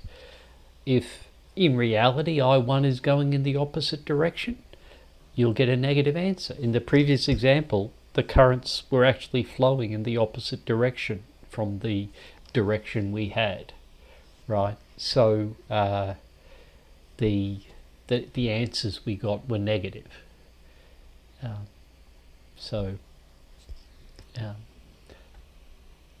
so that the issue is, well, the point is, it doesn't matter which direction you have the currents flowing. I2 equals 0. Okay, so then we get, let's just write that out, so that's 18 I1 plus 12 I2 equals 12. And then for the I2 loop, mesh for I2, we now have another voltage source here, and this one is going to give us minus 8 volts, and then it's plus VR3 plus VR2 equals 0, so it's minus 8 plus VR3 is just going to be 12 times I2, because there's only I2 going through R3. And again, we've got VR2 is going to be 12 times I1 plus I2. And rearranging that, grouping like terms, we get 12 I1 plus 24 I2 equals 8. Okay, and then we can rewrite that as a matrix equation. I'll do that down here, and it's going to be 18, 12, 12, 24 times I1, I2, and that equals 12 and 8. Okay?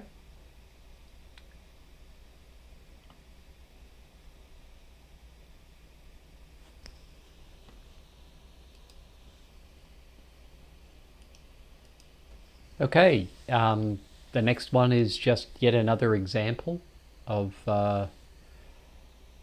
how to apply mesh analysis. This one's a little different because there's now, instead of just having a voltage source, we've got a current source. So let's see what happens with a current source thrown into the mix. So here's a slightly different example. Here, I'm going to start off without having the mesh currents defined. So let's define them. So here's our I1. Okay. And we've got a minus sign and plus sign there. Because of the direction of I1 and because the resistor is a passive device, my signs are like that. So let's define I2.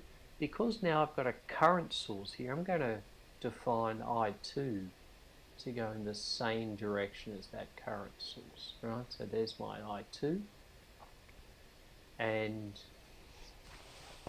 that means I have a positive sign here, a positive negative sign here, and a positive sign here and a negative sign here, because I1 is going clockwise and I2 is going counterclockwise. They're going to add when they go through the resistor. Now, let's have a look at writing down the KVL equation for I1. So for I1, KVL is going to be minus 10 volts plus 4 times I1. Right, I'm skipping the step of writing VR1, plus 6 times I1 plus I2.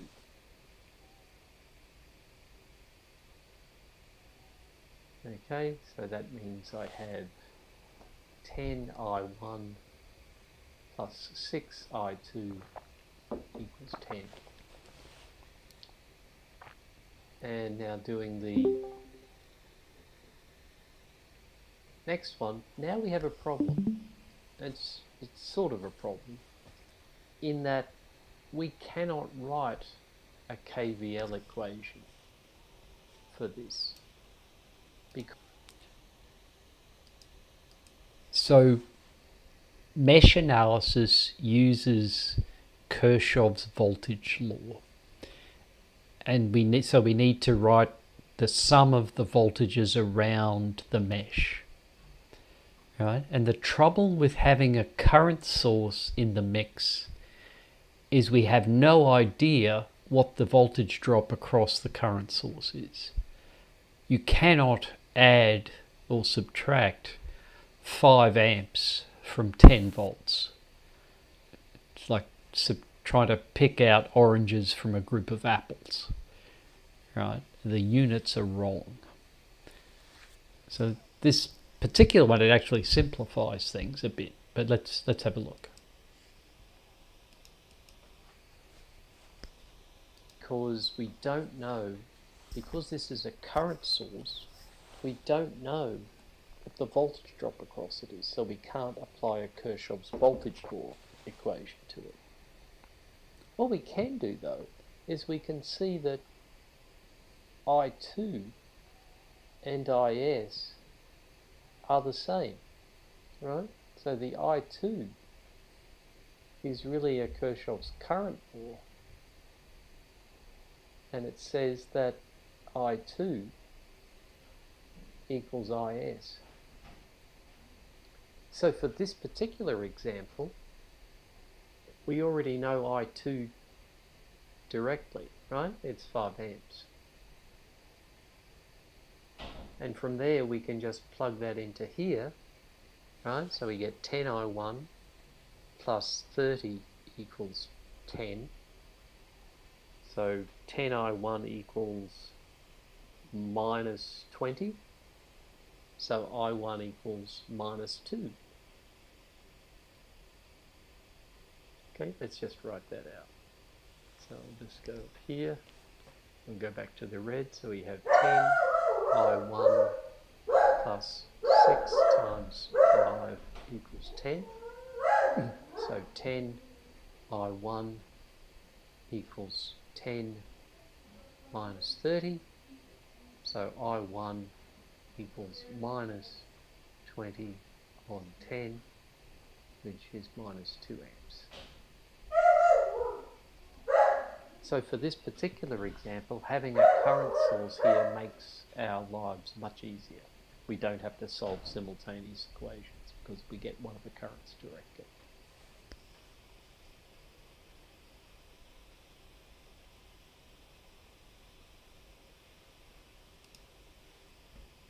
Okay, so when there is a current source, you do get sometimes a free answer, just like in that example. But it doesn't happen all the time. It only happens when there's only one mesh current flowing through the current source. If there are two mesh currents, then that current source is going to stop you writing down two KVL equations, right? So we're going to have to do something a little different in order to cope with a current source that has two of those mesh currents flowing through it. And the approach to that is called the super mesh. And let's have a look at that.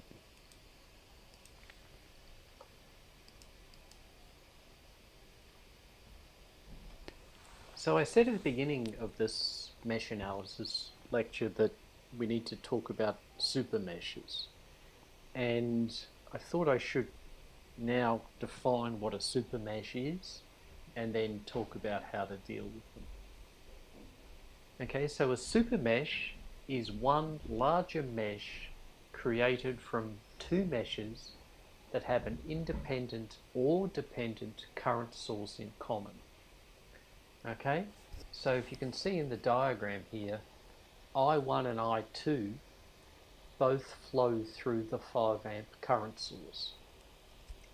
And as I said in the previous video, current sources, it's hard to find the voltage drop across them, so we can't easily apply KVL to them, Kirchhoff's voltage law to them. So what we do is we define a separate mesh that is or a separate loop that is the amalgam of the two currents that flow through the current source, but the separate loop avoids the current source. Okay, and the reason we do that, normally we have I1 and I2 and we'll get two KVL equations, right? We still want to get two equations, but we can't directly using KVL. So what we can do is we can use KCL, because in this instance we can see that I1 minus I2 equals 5 amps, right? Because I1 and I2 are flowing in opposite directions, but we know that we must have 5 amps flowing through that current source. So that's one equation, I1 minus I2 equals 5 amps. And then the other equation is a KVL equation, and it's the the super mesh, the dashed blue line. So it involves the 10 volt supply, the 1 ohm resistor, the 3 ohm resistor, and the 2 ohm resistor. In this case, we're avoiding the 5 amp power supply and the 1 ohm resistor that's in series with the 5 amp power supply. Okay, so that's one example of a super mesh. Here's another way we could apply it, slightly simpler, similar idea. Right, so here we'd have I1 and I2, but IS is a current source, which makes it hard to figure out what the voltage between the nodes A and B is. So we can see that I2 minus I1 is equal to IS. Right? So we can, that's one equation, a KCL equation we can use, Kirchhoff's current law equation. And then we can use another loop, which is all around the outside. Right? We can have a super mesh that involves VS, R1, R2, and R3. And it doesn't include the current source. Again, because the current source is a current source, we don't know what the voltage drop across it is. Here's another one. Right, this one's a bit more complicated because we've got two current sources. Sorry, what was that? Could you do that example 1 out? Yeah, let's see if I can backtrack it a little bit. There we go. So let me just take a screenshot of that and let's put it into here. We want to insert a picture, probably from there. Sorry, this is all very, very new for me. That's okay. I've done basic circuits, so. Okay, so here's a picture. Let me see if I can make it a bit bigger. Right, so here's the example 1, right? And normally what we do is we do the mesh for I1, and that would be, I'll just write it out in terms of voltages, right? So it'll be minus VS, and then we're going there and there, and let's say that that's the positive side, maybe. And so it'd be minus VS plus VR1 plus V of the current source equals 0. The trouble is we only know what the current is for the current source. We don't know what the voltage source is. So instead of having two Kirchhoff's voltage law equations, one for I1 and one for I2, we end up splitting that up into one KCL equation and one KVL for the super mesh. Right? So the KCL equation is, now I1's going against IS, so it's going to be I2 minus I1 equals IS. Right, so there's one equation we have. And then the other one, the KVL for the super mesh, we have to go around the outside and avoid the branch with the the current source in here, right? So if we're going round in that direction, again clockwise around the outside, it's going to be minus Vs plus VR1 and plus VR2 plus VR3, and that's it, equals 0. Okay, so it's exactly the same idea. It's still a KVL equation, but instead of being for any one of the individual meshes, the I1 mesh or the I2 mesh, it's about the loop or the super mesh that avoids the current source. Okay?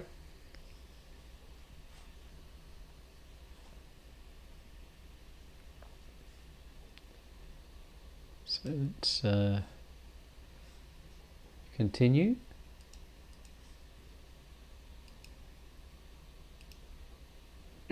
Here's another one. Right, this one's a bit more complicated because we've got two current sources. So we can say that one thing we can say is that I1 equals 4 amps. So that means we already know what I1 is. And then we can just apply the same thing. We know that I2 minus I3 equals 5 amps. And then we can just have a mesh around here, right? Or a loop, a super mesh around here. So we get 10 VR1, VR2, VR3. All of those added up equals 0 from the super mesh.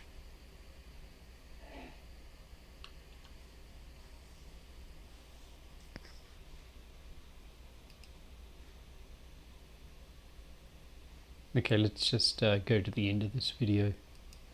And this is an example of the sort of mesh analysis question you'll get on the midterm. And this one's a little bit more complicated than anything we've seen before, and I'll start up a separate video to talk about this one.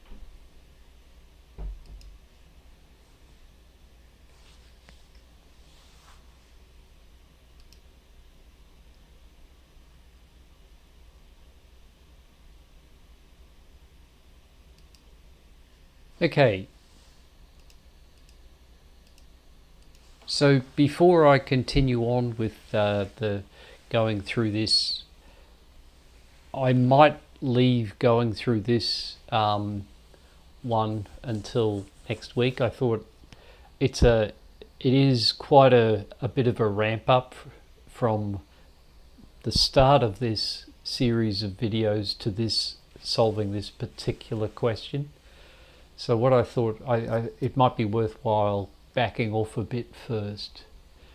So what we should do now, I think, is have a quick look at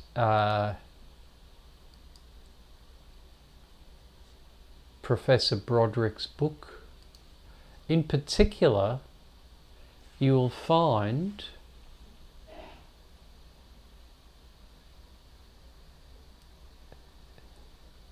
on page 65, I think it is, a strategy that summarizes how to go about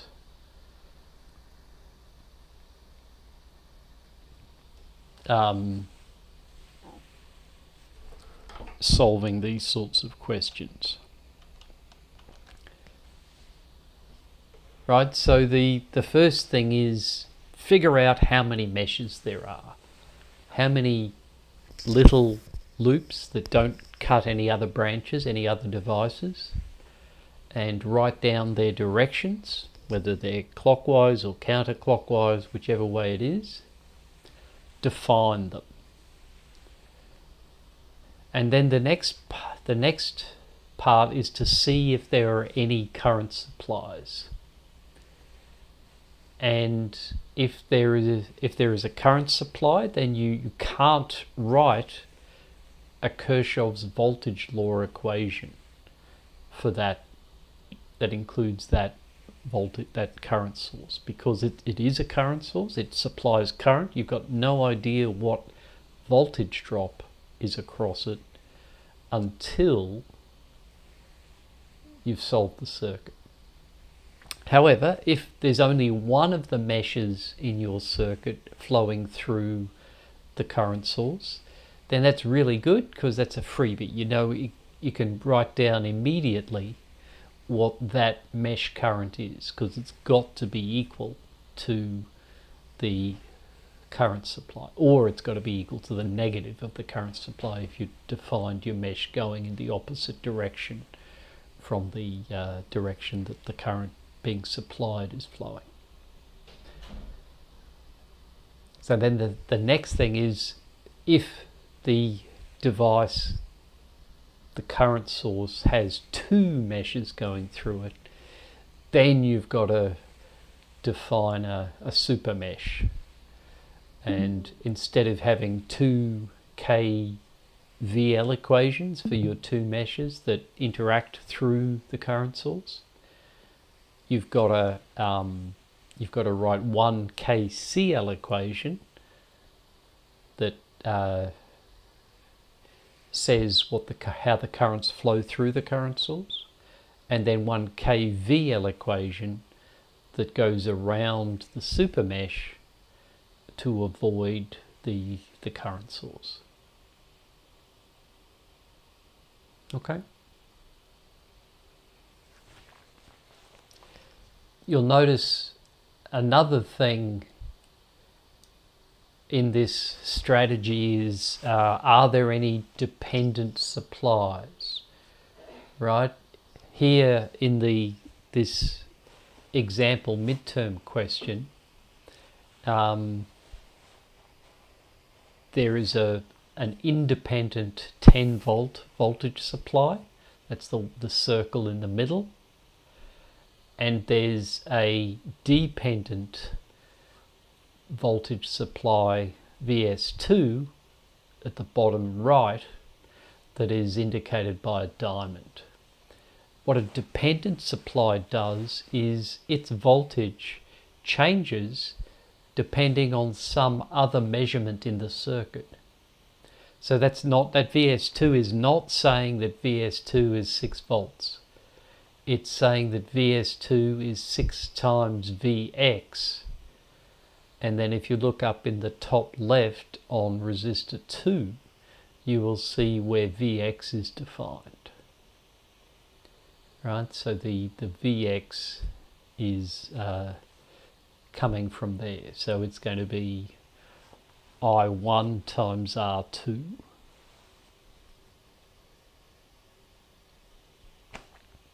Okay, I've been going again for about an hour, so I suggest we take another 10-minute break, and then when I come back we can finish. This is solving this one. It takes about 9 minutes, and then we'll break after that. But I need a quick break, so let's break for 10 minutes, and then we'll finish up afterwards. Okay? Any questions before I break? No? Okay, so let's do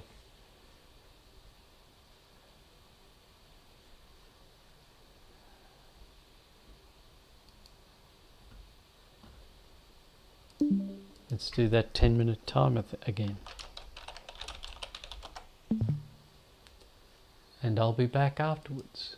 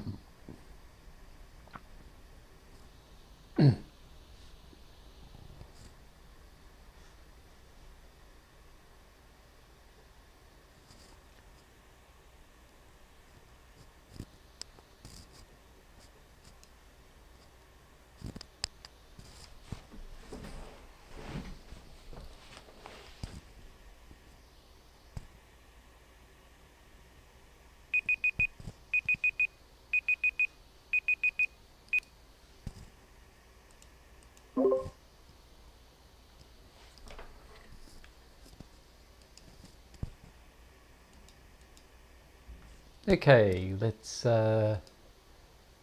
watch what I think is the last video, and then we'll be done for the evening. I'll answer any other questions anyone might have.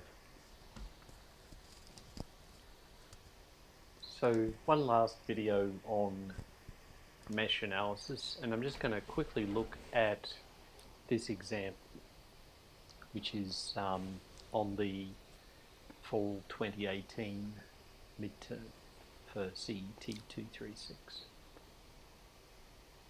So this question is a little tricky, and the trickiness comes about simply because of the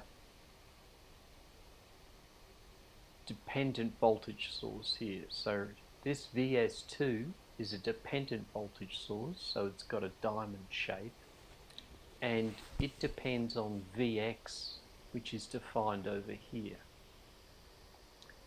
Okay. The other tricky thing about this is that Vx has its positive and negative sides defined, as does the output voltage Vout, which is what we've been asked to find.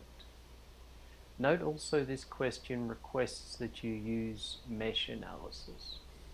The aim of this question is to show that you know how to apply mesh analysis.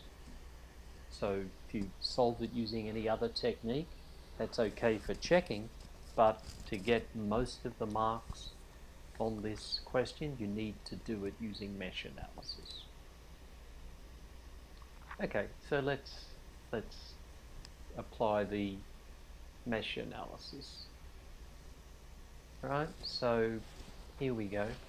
Now, because I've got a positive sign here, I'm going to want my I1 to flow into that positive sign. I don't want to have to redefine the polarity around my R2. Yes, so that that's really important. If the circuit that you've been given has some polarities predefined, be very careful that you make sure you apply the passive sign convention when you define your mesh current directions.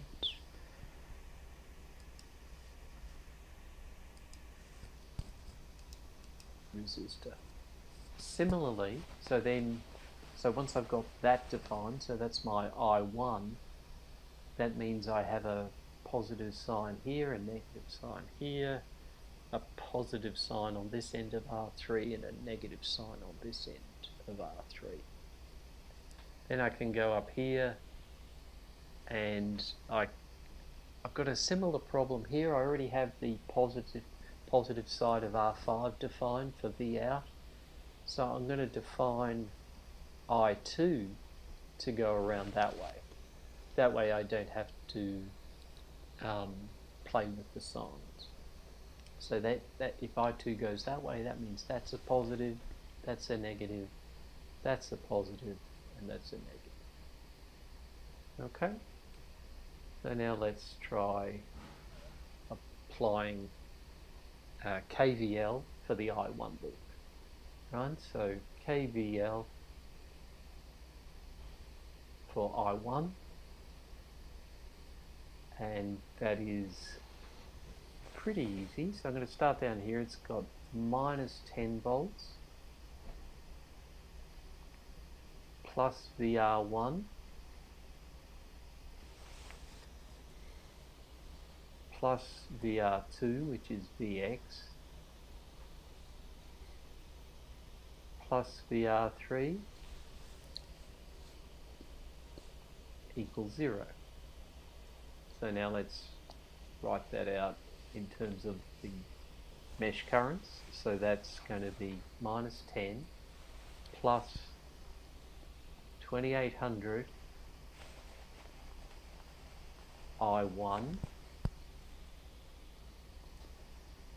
plus 3200 I1, right? 3200 times I1, I1 R2, plus 5700 times I1 plus I2. And that equals 0. Okay, so now I can group like terms, and I get that's 2800 plus 3200 is 6000, plus 5700 is 11700 I1, and plus 5700 I2 equals 10. Okay, so there's my KVL equation for the loop I1. So now let's go change color, and we'll look at the KVL for I2.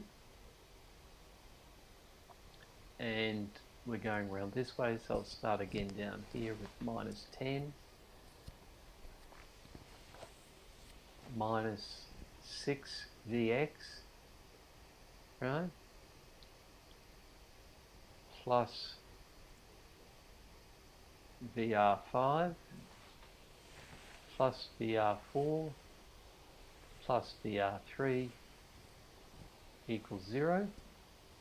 So it's minus 10 minus 6 times Vx. Vx is 3200 I1. So that's 6 times 3200 I1. R5, VR5, which is also V out, is plus 4700 I2 plus 8100 I2, which is VR4, plus 5700 times I1 plus I2, which is VR3.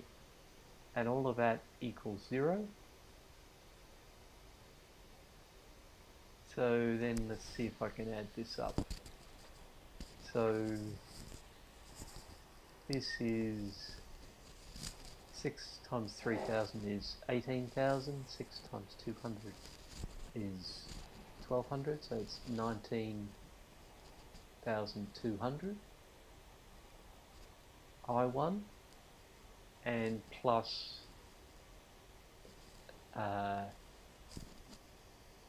5700, so that's 25,500 I1.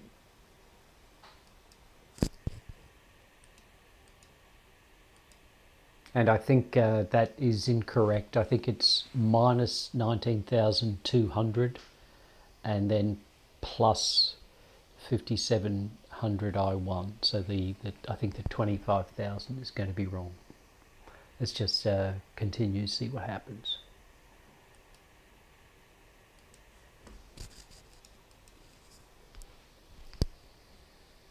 Plus, so I2 is 4,700, it's 12,800, 17,800, 18,500. And that also is equal to 10, because we've got this guy over here that we have to bring over to this side. So that makes our matrix equation something like 11,700, 5,700, 25,500, 18,500 times I1.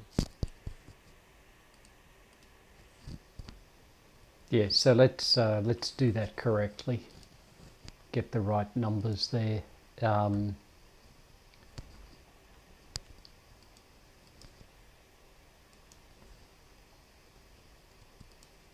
Oops. I didn't want to do that. I need to insert an image, which is the screenshot that I just took. and we're at it's not that one, it is that one. So I think the first, the I1 mesh, I think all of that's correct, but I think I got the blue one wrong because there's a minus sign here, right? So it's going to be that 25,500 is not correct. So 19,200. So that's 14,200.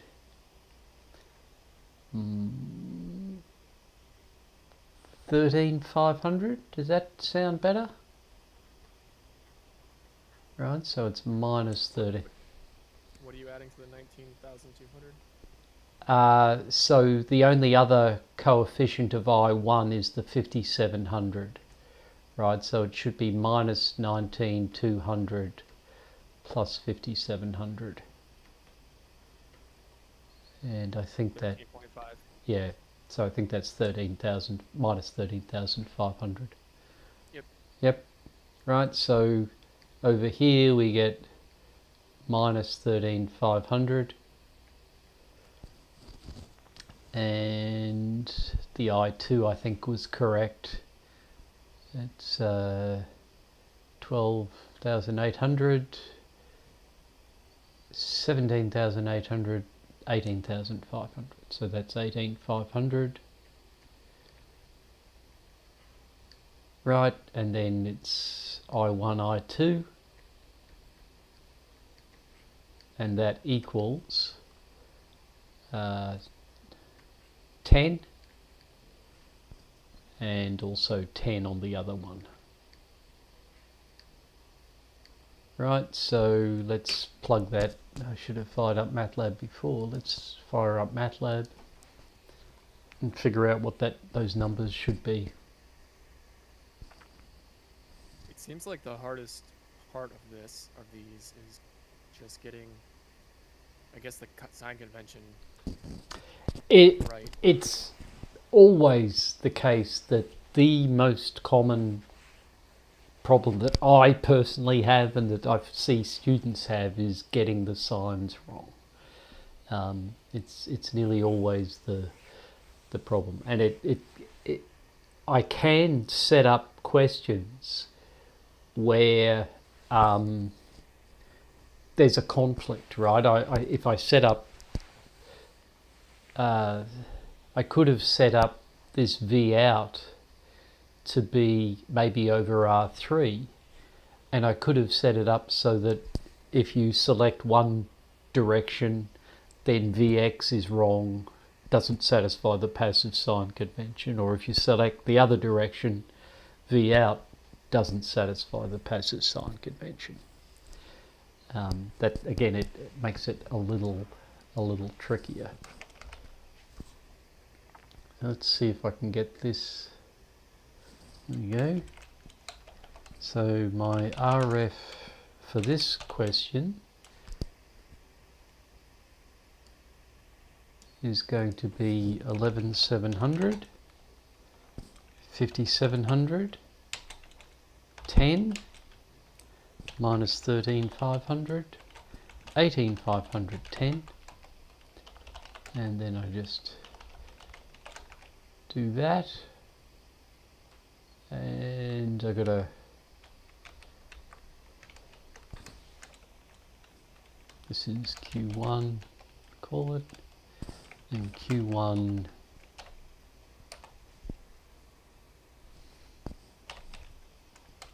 see if we can get some more significant figures. There we go. So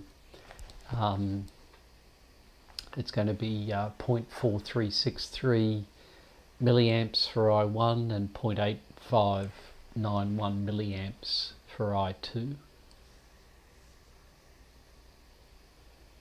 Let's throw that over there, throw that there, and let's just write those down if we can.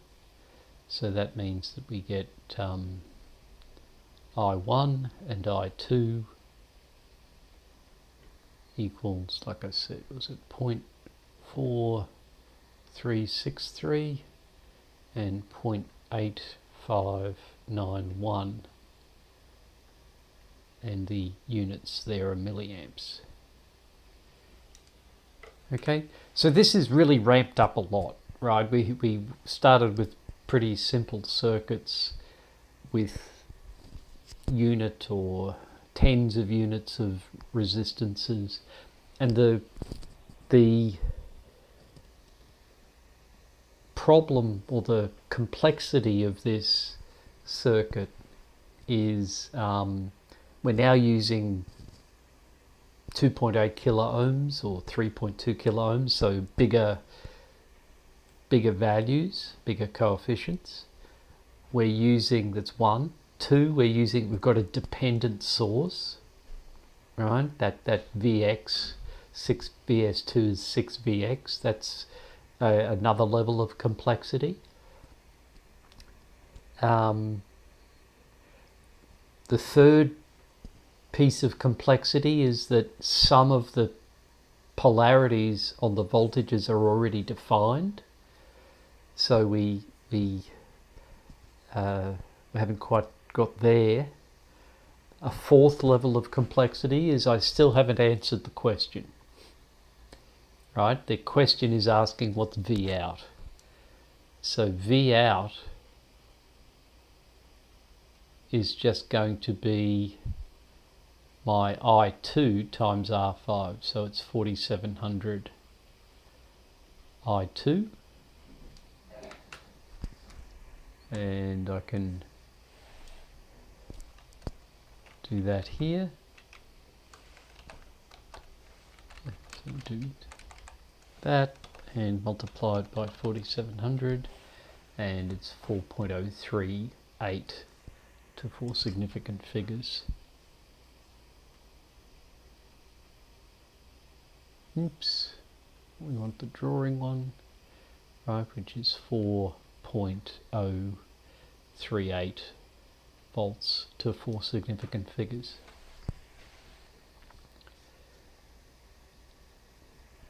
Now I went through some of the added complexities in this diagram. There's another twist I could put on the circuit, and I probably will put on the circuit for the midterm, and that is I would also get you to I would replace one of those voltage sources, probably VS1, with a current source. So then you have to deal with the super mesh. Okay. That has ramped up quite a bit from the start of today. So what we'll do next week is we might revisit some of the what I just told you, and also go through this piece of Professor Broderick's book, looking at some other examples. Right, there's let's see if I can quickly find the spring midterm, and it's probably that one, the second one.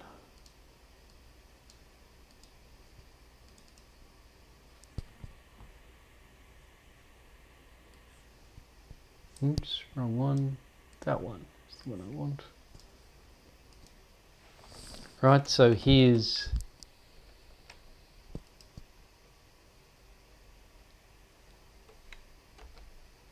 let's try that again. Do it that way.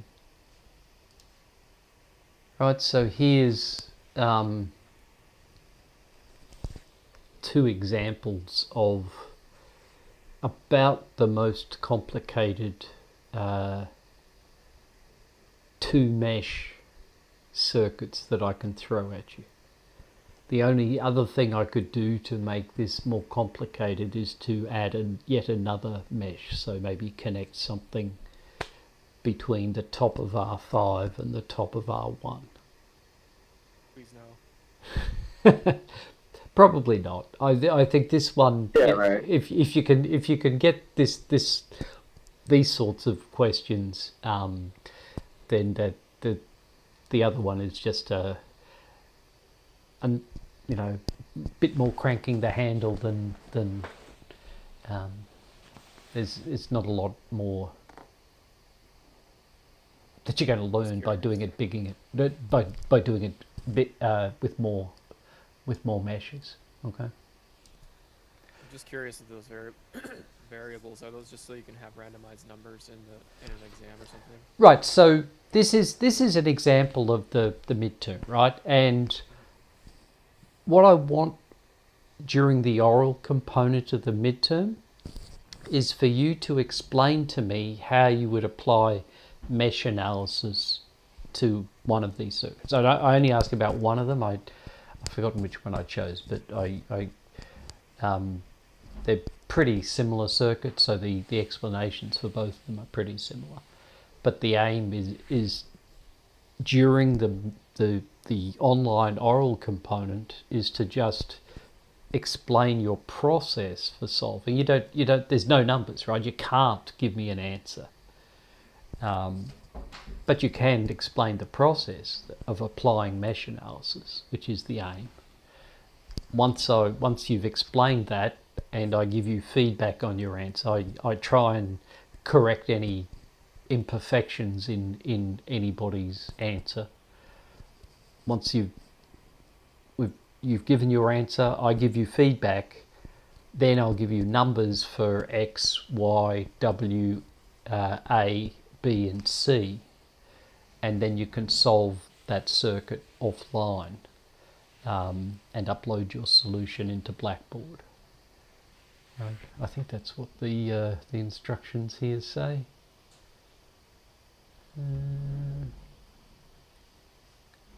Yeah, Professor.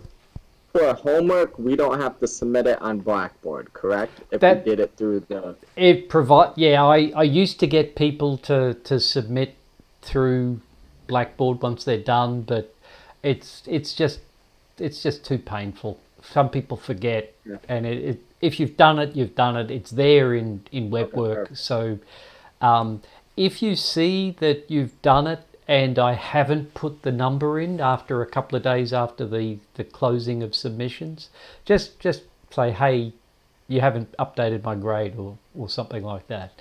Because sometimes I do forget or I do miss people. But okay, but no, there's no. Also, if you want to, feel free to. But if you don't, I will. Once the submissions close, I'll copy the numbers from WebWork into Blackboard. Okay. So yeah, all labs we post through Blackboard. And for conclusion, like I was asking you before, I didn't put anything down. Are you gonna take points off, or should I resubmit it? Have a read through. I graded it during the last break, so have a look at the comments I put on the submission. But for all labs, and in fact all homework, although it's less of an issue with WebWork because you know whether you're right or wrong beforehand. But for all homework and all labs, I allow 3 submissions before the due date. So provided I've got time to grade it before the due date, you're going to have a second and then a third attempt if you submit it early enough. Okay. Okay. I'm done for this evening unless anybody has any other questions. So let's just... have a good one. Yep. Sorry, what was the question? Yeah? I'm having an issue with one of the homework problems, that we just basically went over. I don't know if I'm making a mistake or what, but it was the problem number 5 in the homework. In homework 2? In homework 2, yeah.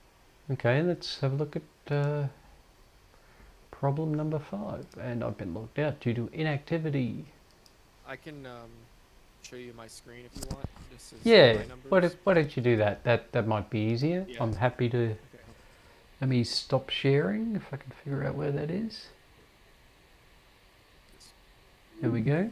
Did that work?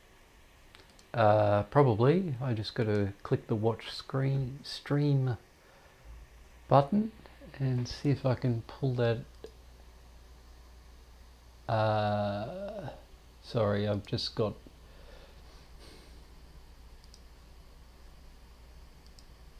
Got to do that, and then bring Discord over to my.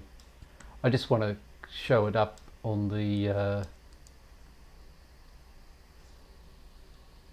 Sorry, get there eventually. Yeah, it's okay. Discord. Now why can't I pull that? There we go. So let's pull that up. Okay. So what do we got? We got. So you had made a suggestion that if you add these two values up, right, it's the same as the power dissipated. Right. Yes. But you forgot. Uh-oh. What did you forget?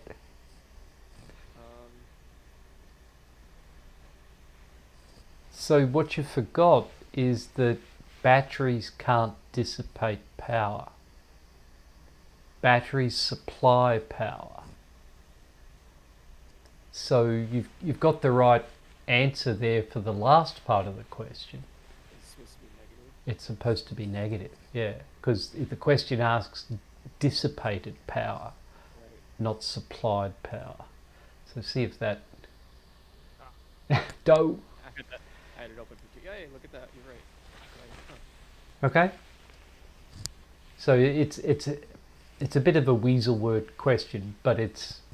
Yeah, because the other two are asked the same way, but I guess because it's asking by the voltage one, that's the difference. Yeah, exactly. All right, you're gonna see a lot of attempts on that one. I think it was pretty straightforward, but that was the hiccup. Okay.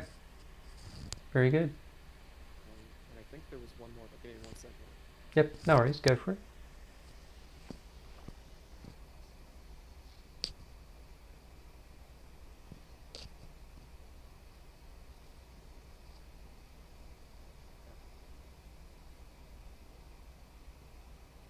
Oh, you know what? I figured it out on the break. Never mind. I You don't did. remember what the part was, but I've got it the correct answer after the fact. Okay. So if you have any other questions, just feel free to book a slot using that office hours booking. Or, we can spend time, if there's time during the next week's class, we can talk then, but whatever works. Yeah, I think I'm gonna gather my thoughts on everything that we've done up to this point, and after I go through the slides on my own, and just because, like I said before, I'm very, I guess, unfamiliar with a lot of the circuit stuff, so I just want to make sure that I'm understanding what it is I'm doing and not just doing the motions. Yep, understood. Okay. Makes sense. All right, thank you very much for your help. Okay. Talk to you soon. Yeah, no worries, Jess. Bye-bye. Okay, I think I'll leave it there.